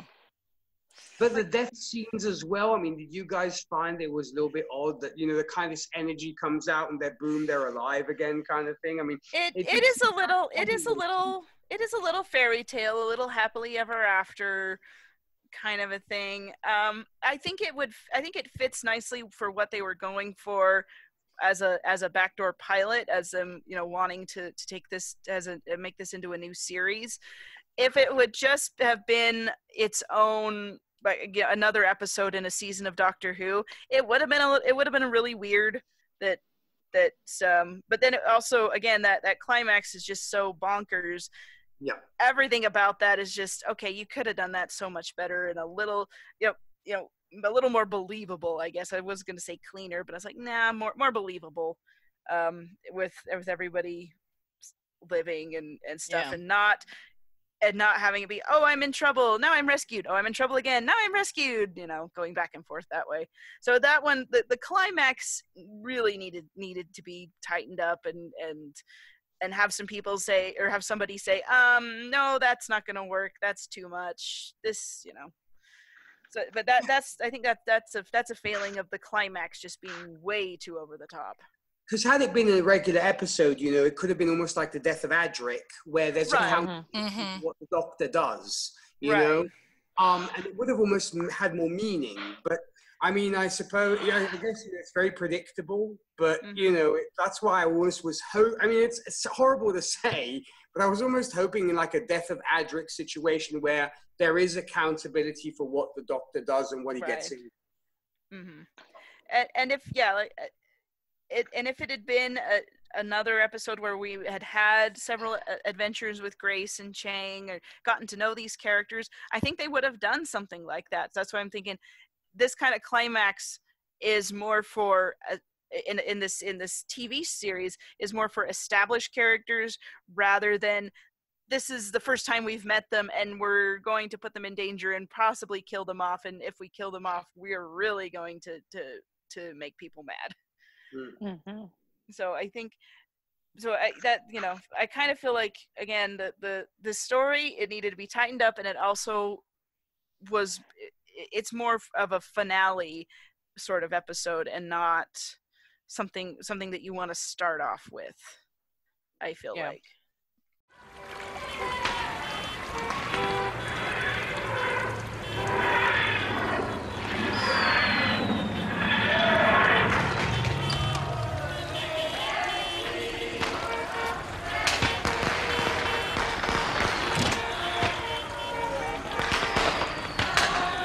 Now that's as it should be.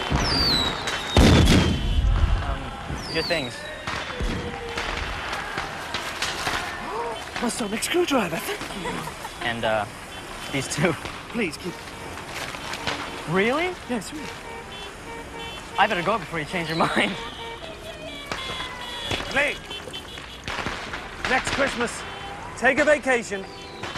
Just don't be here. Right. Thanks. Thanks, Doctor. See you around, Grace. There you go, interfering again. And Grace, something you should Don't know. tell me. Why not? I know who I am. That's enough. I'm glad.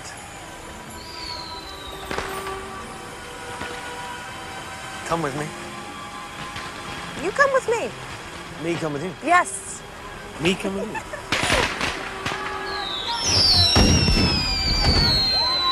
It's tempting.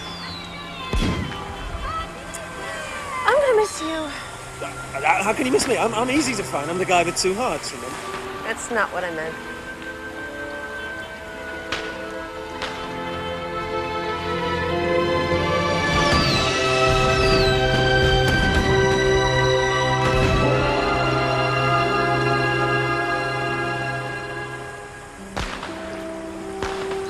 Thank you, Doctor. No, thank you, Doctor.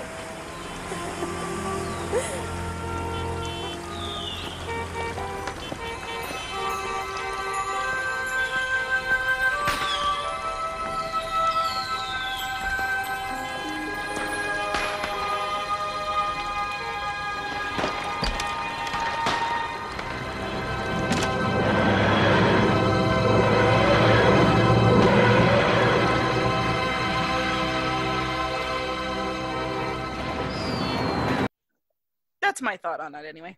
I can see that. Yeah. So, well, let's kind of start wrapping up here by talking about, I guess, the legacy of the movie, and I guess where people can go from here as a jumping off point. So obviously we've discussed Big Finish. That's the big kahuna there. Obviously the Eighth Doctor, a lot of audios. Yeah. Now, I don't know if you've heard this story before. I think it was on the behind the scenes on Store Warning. One of the Eighth Doctor, the early Eighth Doctor, Big Finish. There's some behind the scenes interviews with Paul McGann. He almost didn't get to do it because his agent thought he didn't want to do Doctor Who anymore. Because Big Finish, when they were starting Big Finish, and they wanted to get as many doctors as they could involved, they actually approached Paul McGann's agent at the beginning of it, and his agent said no and never actually told Paul that they had, and then the audio started coming out, and Paul was like, wait a minute, I want to do these. So he actually called Big Finish and said, hey, I want to do this. How do I, can I come do it? And they're like, oh, we were told you didn't want to do it.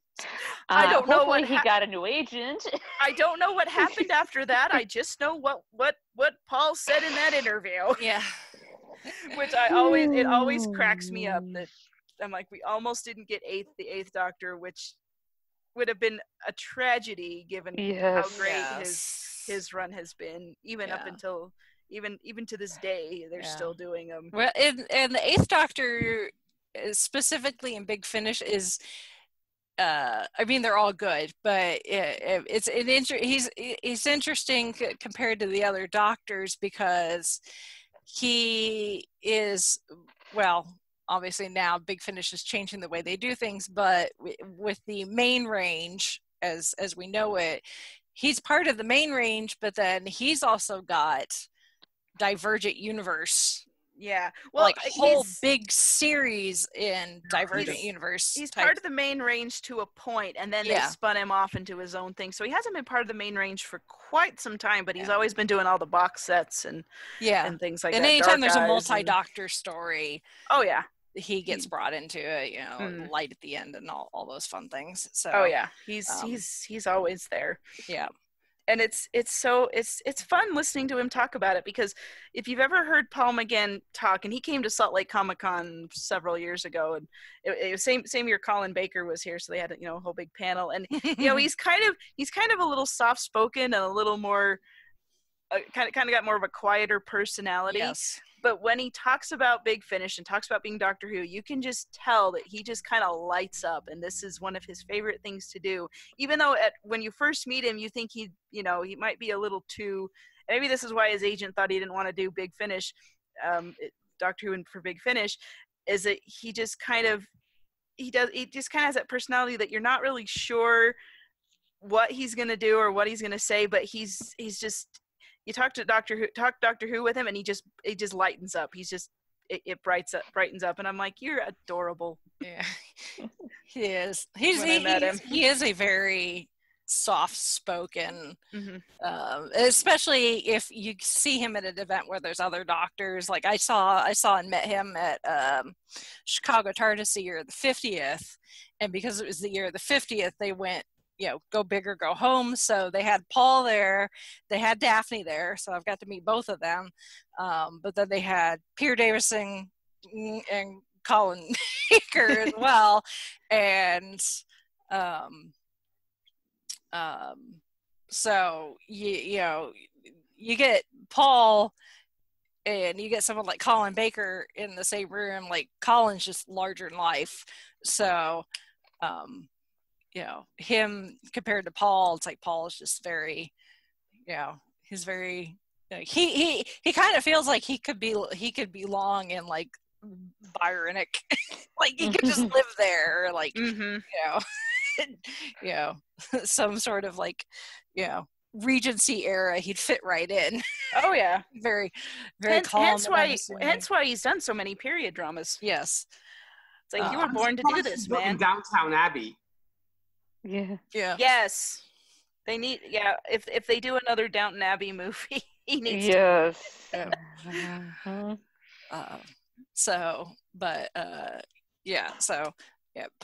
Paul is great. Obviously, as we mentioned, the characters of Grace and Chang are under lock and key with Universal, so we don't have anything with those characters. Now, those actors, Daphne and have been in Big Finish as different characters. Yes. Yijiso has been in a 7th Doctor audio, Excelsis Decays, and then he's been in 6th Doctor webcast real time, and then Daphne has been in the audio drama The Next Life. And that one's part of the Divergent Universe story arc, and that's kind of the finale of that one. It is so weird. Okay, the story itself is so weird, but it is also weird to hear 8th Doctor talking to someone who sounds like Grace, but it's not Grace at all. Yeah. And that's all I'm gonna say. Yeah. Does do a great job though. Yeah, she does. She does. She is amazing. And then also, I'm sure you're gonna mention this, Rachel. They were Yi Ji-so and Daphne Ashbrook were in. They played a couple of unit officers. Tales from the Vault. And that one, it's kind of funny because I listened to that one. For the 50th anniversary, I did this huge blogging project, which was so much fun, and I wish I could have a reason to do something like that again.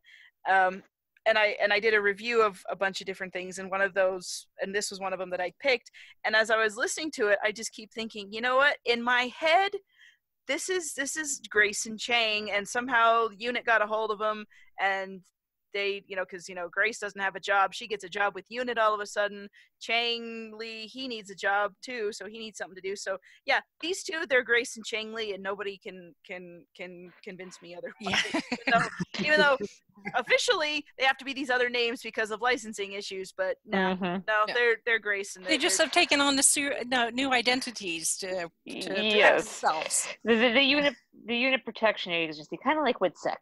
Yes. Yes. Yeah. But that one is a fun one.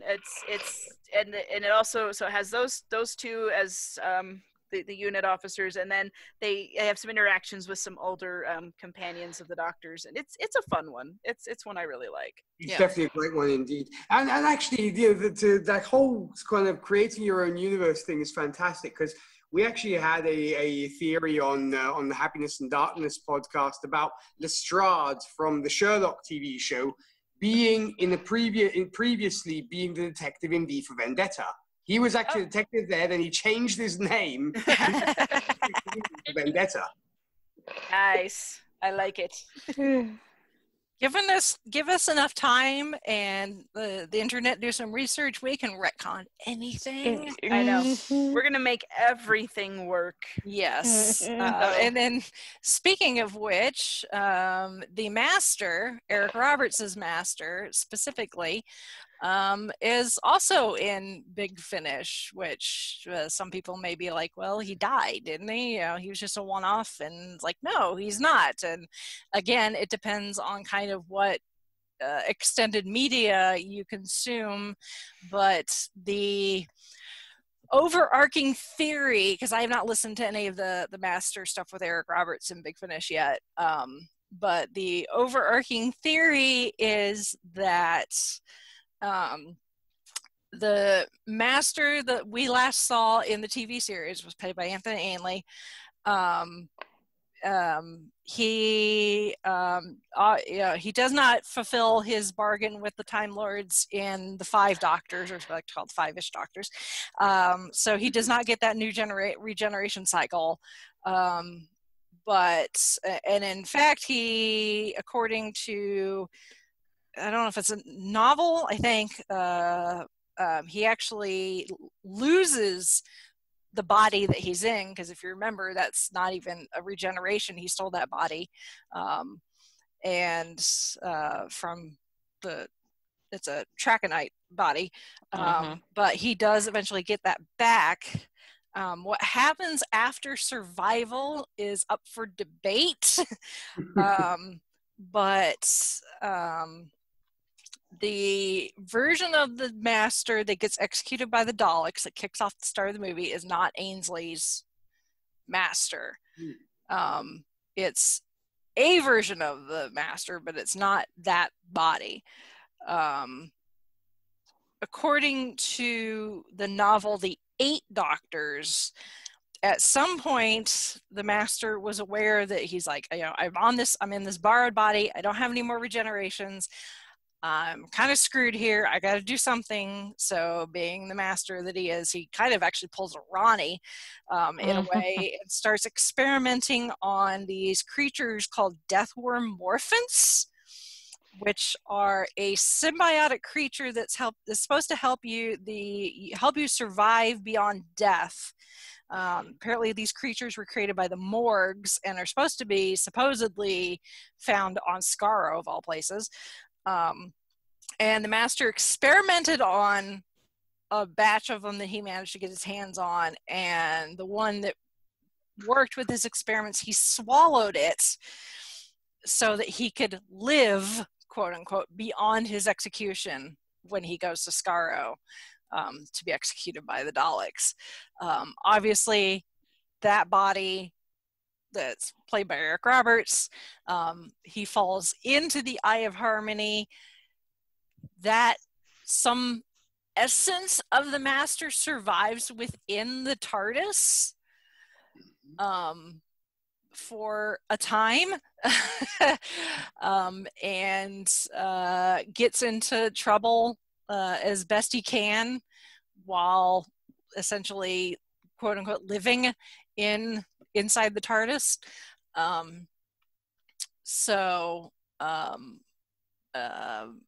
So he does that for a time after the events of the TV movie, imprisoned in the Eye of Harmony, or at least a version of the Eye of Harmony, the Doctor's TARDIS's Eye of Harmony.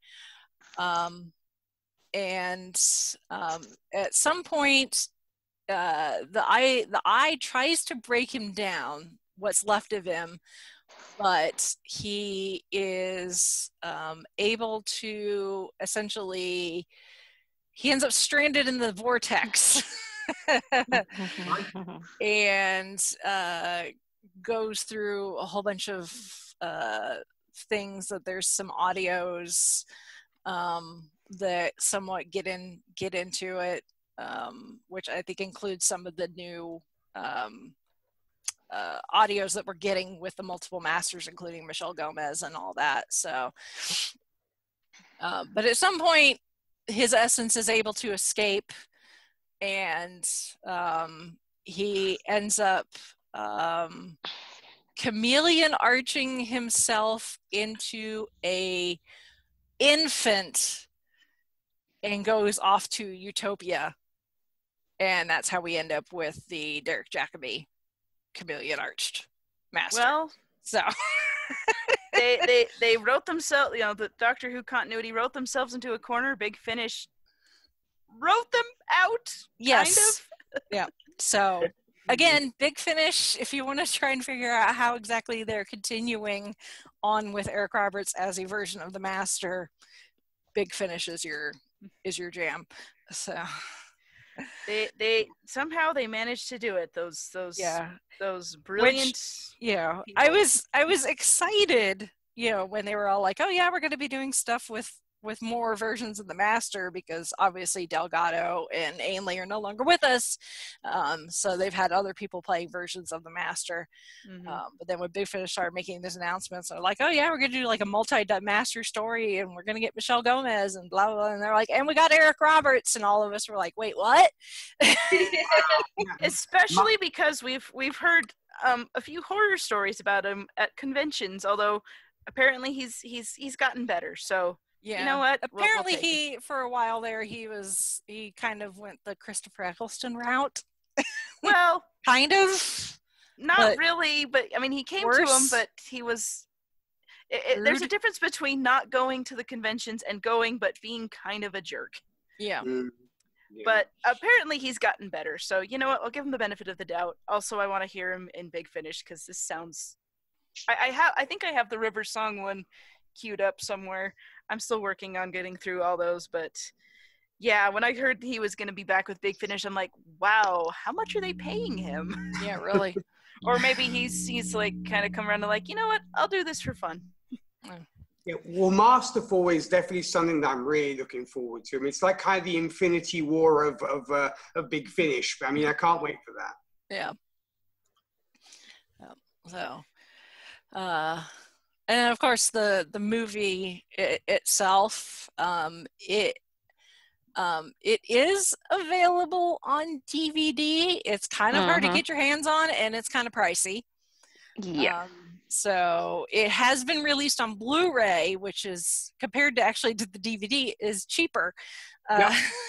I actually bought it. I actually found it on Amazon Italy from an English seller on Blu-ray, and because in Italy you will never find it, but I was able to find it on Amazon.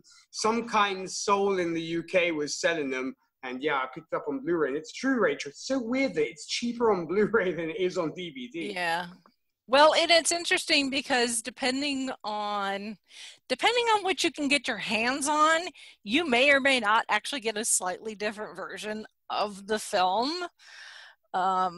It was supposed to be released on home video back in the day when we had cassettes.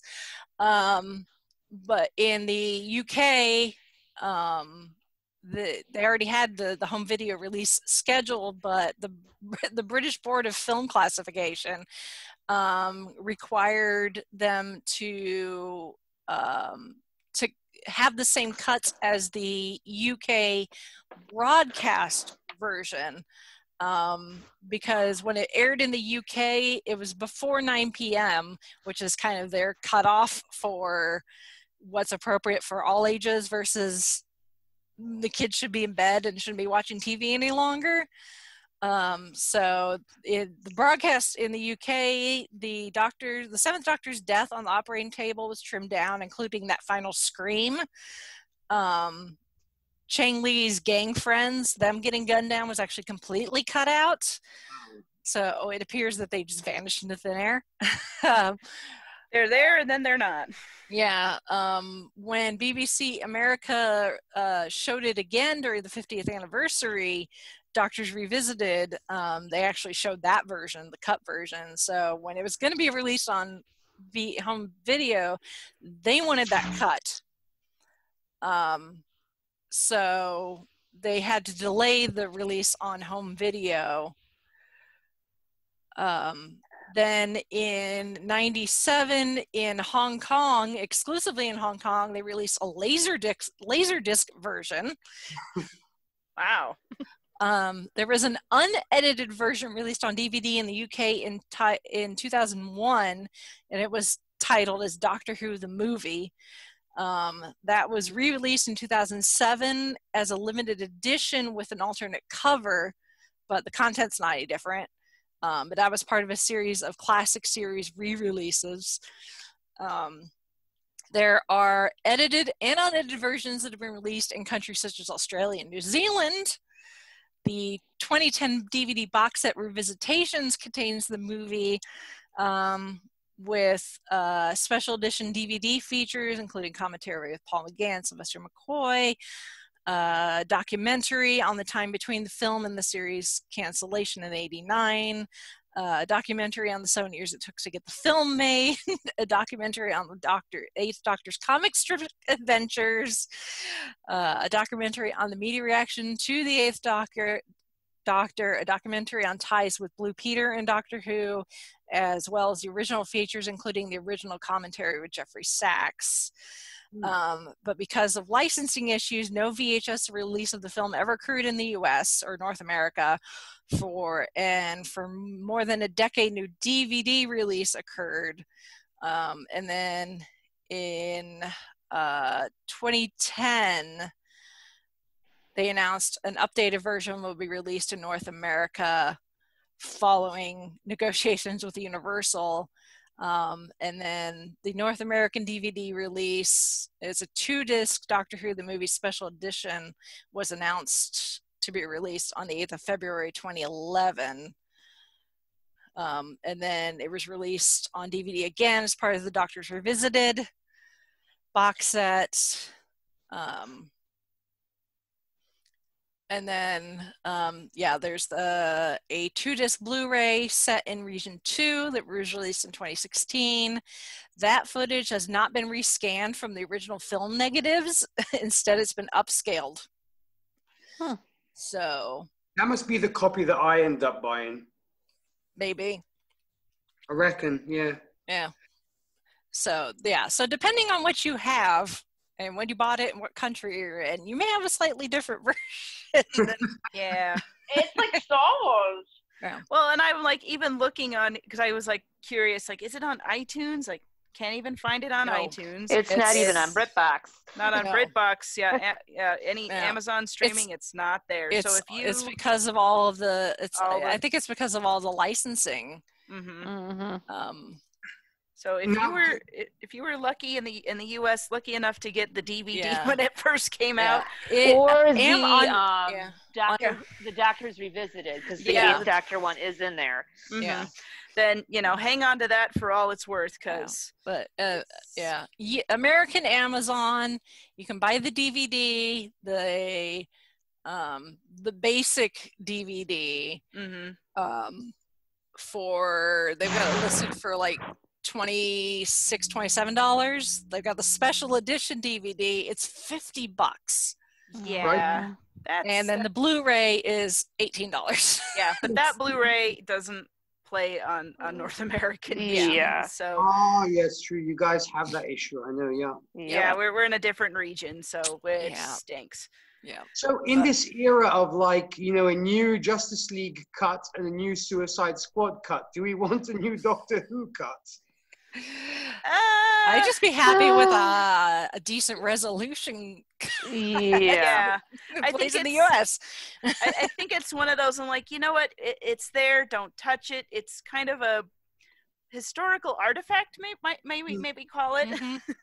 And let's let Paul McGann be awesome on Big Finish. Yeah, go from there, because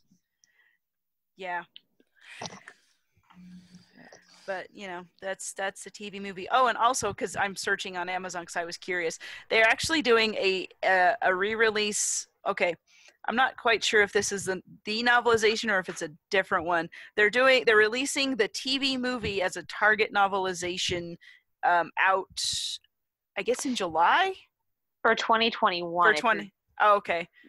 I'm trying to find the date, but this one says July 2020, but maybe 2021 somewhere else. I don't know. These pre-order things can get kind of wonky, but I'm like, oh, hey. And they don't have a cover up yet. But so if you want the novelization, it looks like it's going to be on sale in paperback and Kindle sometime soonish. So yeah. I didn't realize back to the DVDs. I didn't realize they got so expensive. Glad. When they're out of print, I guess it's like it feels like all those classic Doctor Who DVDs. They had their initial run, and then they just kind of stopped making them. And some are still available, but because I was looking through them, seeing which ones I still needed, and there were some that I'm like, oh my gosh, I'm not paying that. Sorry. And then some of them they're slowly doing the on demand, so they're a little bit cheaper. Yeah. Well, and now they're doing the Blu-ray box sets with like seasons, full season Doctor. I know. So it's like if you had like individual stories on DVD and you want to upgrade to Blu-ray, you might as well just wait until they release, the Tom Baker's season, for. blah blah blah, on these really nice Blu-ray box sets. So if you want to get your hands on, the version, because obviously the Blu-ray, if you're American, unless you've got something that's not region locked that you can play a Blu-ray, you're stuck spending almost $50 for the special. If you want all those features, you're and it's a 2-disc set, DVD. so you're $25 the DVD, which a little on the pricey still side. It's only one movie.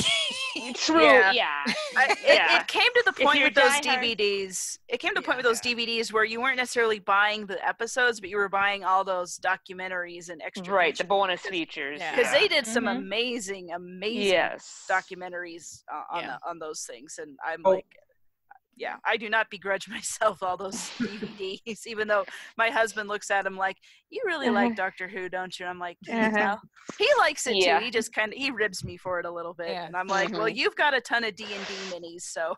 My parents did that when we were moving. It's like, how many boxes of Doctor Who stuff are we bringing? It's like, enough. It's like you got your thing. Now just let me have mine. Mine, exactly. But it was like you were saying, Chrissy, about the fact of it being discontinued. I mean, heck, when I had to go and pick up my copy of Howard the Duck, which now I proudly own on DVD, and I will add the word proudly, I was able to find it for €8, but on Amazon it was running for like $100. Oh gosh! Ouch! Wow! You know, people. I mean, they find this stuff and they're cleaning out, and they're like, "Hey, I can probably scalp this and make a pretty penny," and they do. And I guess people buy it for that much, because otherwise they find demand. Yep. Yeah, especially the Doctor Who fans that are completionists and are like, it's like I've got all of, this, but I'm missing this one, and it's the one that's out of print, and they want like $100 for a single Doctor Who story. I know. I'm like, I'll wait for those Blu-rays to come out, and a bunch have, and I'm like, I think I'm going to start putting those on my wish list. Yeah. People are like, what do you want for your birthday? This. Yes. Here you go. We have to look for that Blu-ray.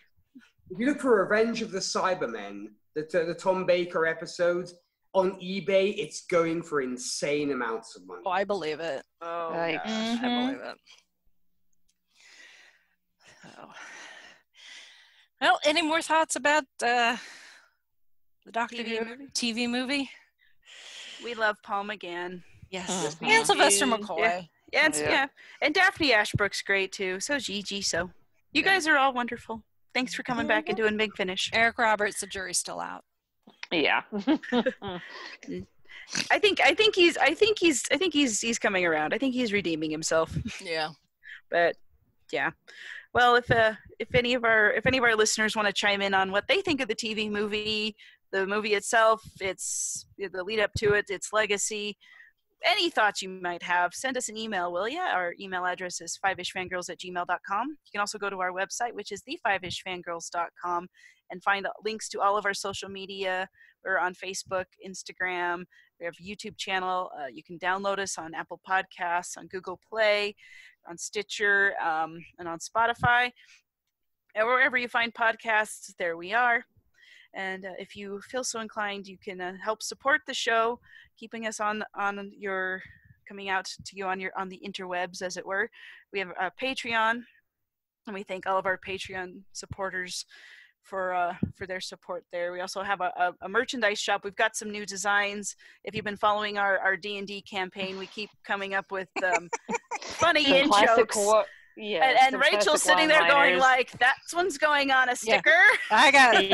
I always have. I always have paper and stuff handy because I take notes during the D&D sessions to keep track of stuff. But every now and then something will come out of someone's mouth. I'm like, "All right, that's going on a shirt." So we're constantly updating as we're having ideas. So check that out. All that goes back to. It's our Redbubble merch shop. It goes back to support the podcast. Also, our Amazon affiliate link. If you're shopping on Amazon for those $50 Doctor Who DVDs, you might as well click through on our link. And also give us the 5 cents we'll get from that $50 DVD purchase. Hey, every little bit helps. It helps, and you're shopping anyway, so that there's our link. And then also if you we also have a Ko-fi account, and then also we announced it last week. We'll make sure you remember it again. We have an Audible affiliate link, so if you are not yet an Audible member and you want to be, and you want to help support us, you can do all of that through our website and go to our Audible membership link, and that will help support us as well. So again, our website is the5ishfangirls.com. That's where you can find all of our goodness. And thank you again to all of our supporters, our commenters, our listeners, all of you wonderful people like Nick, who have listened to us and supported us through these at any point during these past 6 years. I'm still kind of flabbergasted that, holy cow, 6 years we're still doing this, and we're having a lot of fun with it. And part of that is down to we have listeners, we have supporters, we have people who want us to keep doing this. And so as long as you guys are out there and as long as this remains fun, we're going to keep doing it. So I don't know if that's a promise or a threat. That's up to you guys. However you take it. No, it's been fun, and it's been good. And this was a good way to celebrate. And big thank you to our friend Nick, friend of the podcast, friend of the show, one of our listeners, coming on to discuss Doctor Who the movie. Anything else you want to plug before we sign off, Nick? No, I think we're pretty much good to go. I mean, I just want to thank you all so much for having me and allowing me to crash your 6th birthday party. I really appreciate that. You were fantastic, and I definitely want to endorse the fact that anybody listening out there, please check out these incredible ladies. They're definitely worth your time. They know their stuff. They're insightful. They're fun. They're entertaining. So you guys definitely have my vote indeed. Thank you so much. And a party's only as good as its crashers. Yeah. Yeah, and we'll make sure to put links to as much of Nick's stuff as possible. Thankfully, our website, our blogs don't have a character limit, so yeah, unlike Twitter. So we'll link to all the things where you can find Nick and tell him the fangirl sent you. Yep. So. All right. So and quick last little bit of housekeeping, just so our listeners know, we will not have a new show next week. So we will be taking the week off because now that the world is slightly opening up, I'm taking a much needed vacation. So that there may or may not be exciting things happening during said vacation that I will discuss when I get back. So, but we will talk about that when I get back. We can talk about that after we stop recording, but not right now. No, not while the record button's still going. So, but we will have D&D content up, so this will be a good opportunity for you to get caught up on D&D while we're off next week. So and you can listen to Nick and I's new show because the new first inaugural episode will be out. So all right, so with that we shall sign off for this week. This is Chrissy saying goodnight from Salt Lake City. This is Holly from Wisconsin saying good evening. And this is Rachel in Indianapolis, Indiana. It's our birthday party, but you're going to have to supply your own cake.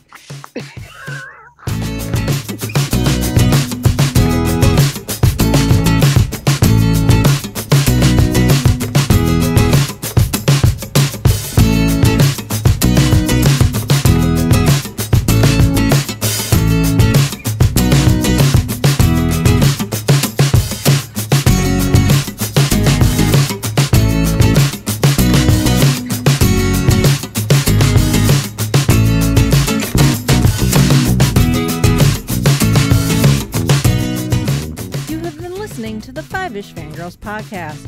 You can find more episodes and information at thefivishfangirls.com. Any and all books, movies, games, and any other forms of media mentioned are owned and operated by the respective copyright holders. No copyright infringement is intended or implied. If you wish to support the show, the easiest way is to leave us a rating and review. More ratings and reviews will make it easier for others to find the show. If you wish to support us monetarily, you can do so at patreon.com/5ishfangirlspodcast. All money goes towards fees and equipment to keep the show going. For official Five-ish Fangirls merchandise, visit redbubble.com/people/5ishfangirls. We love hearing from our listeners and encourage feedback. You can email us at fiveishfangirls@gmail.com. You can also like and follow us on Facebook at facebook.com/5ishfangirls. Thank you so much for listening, and may the squee be with you.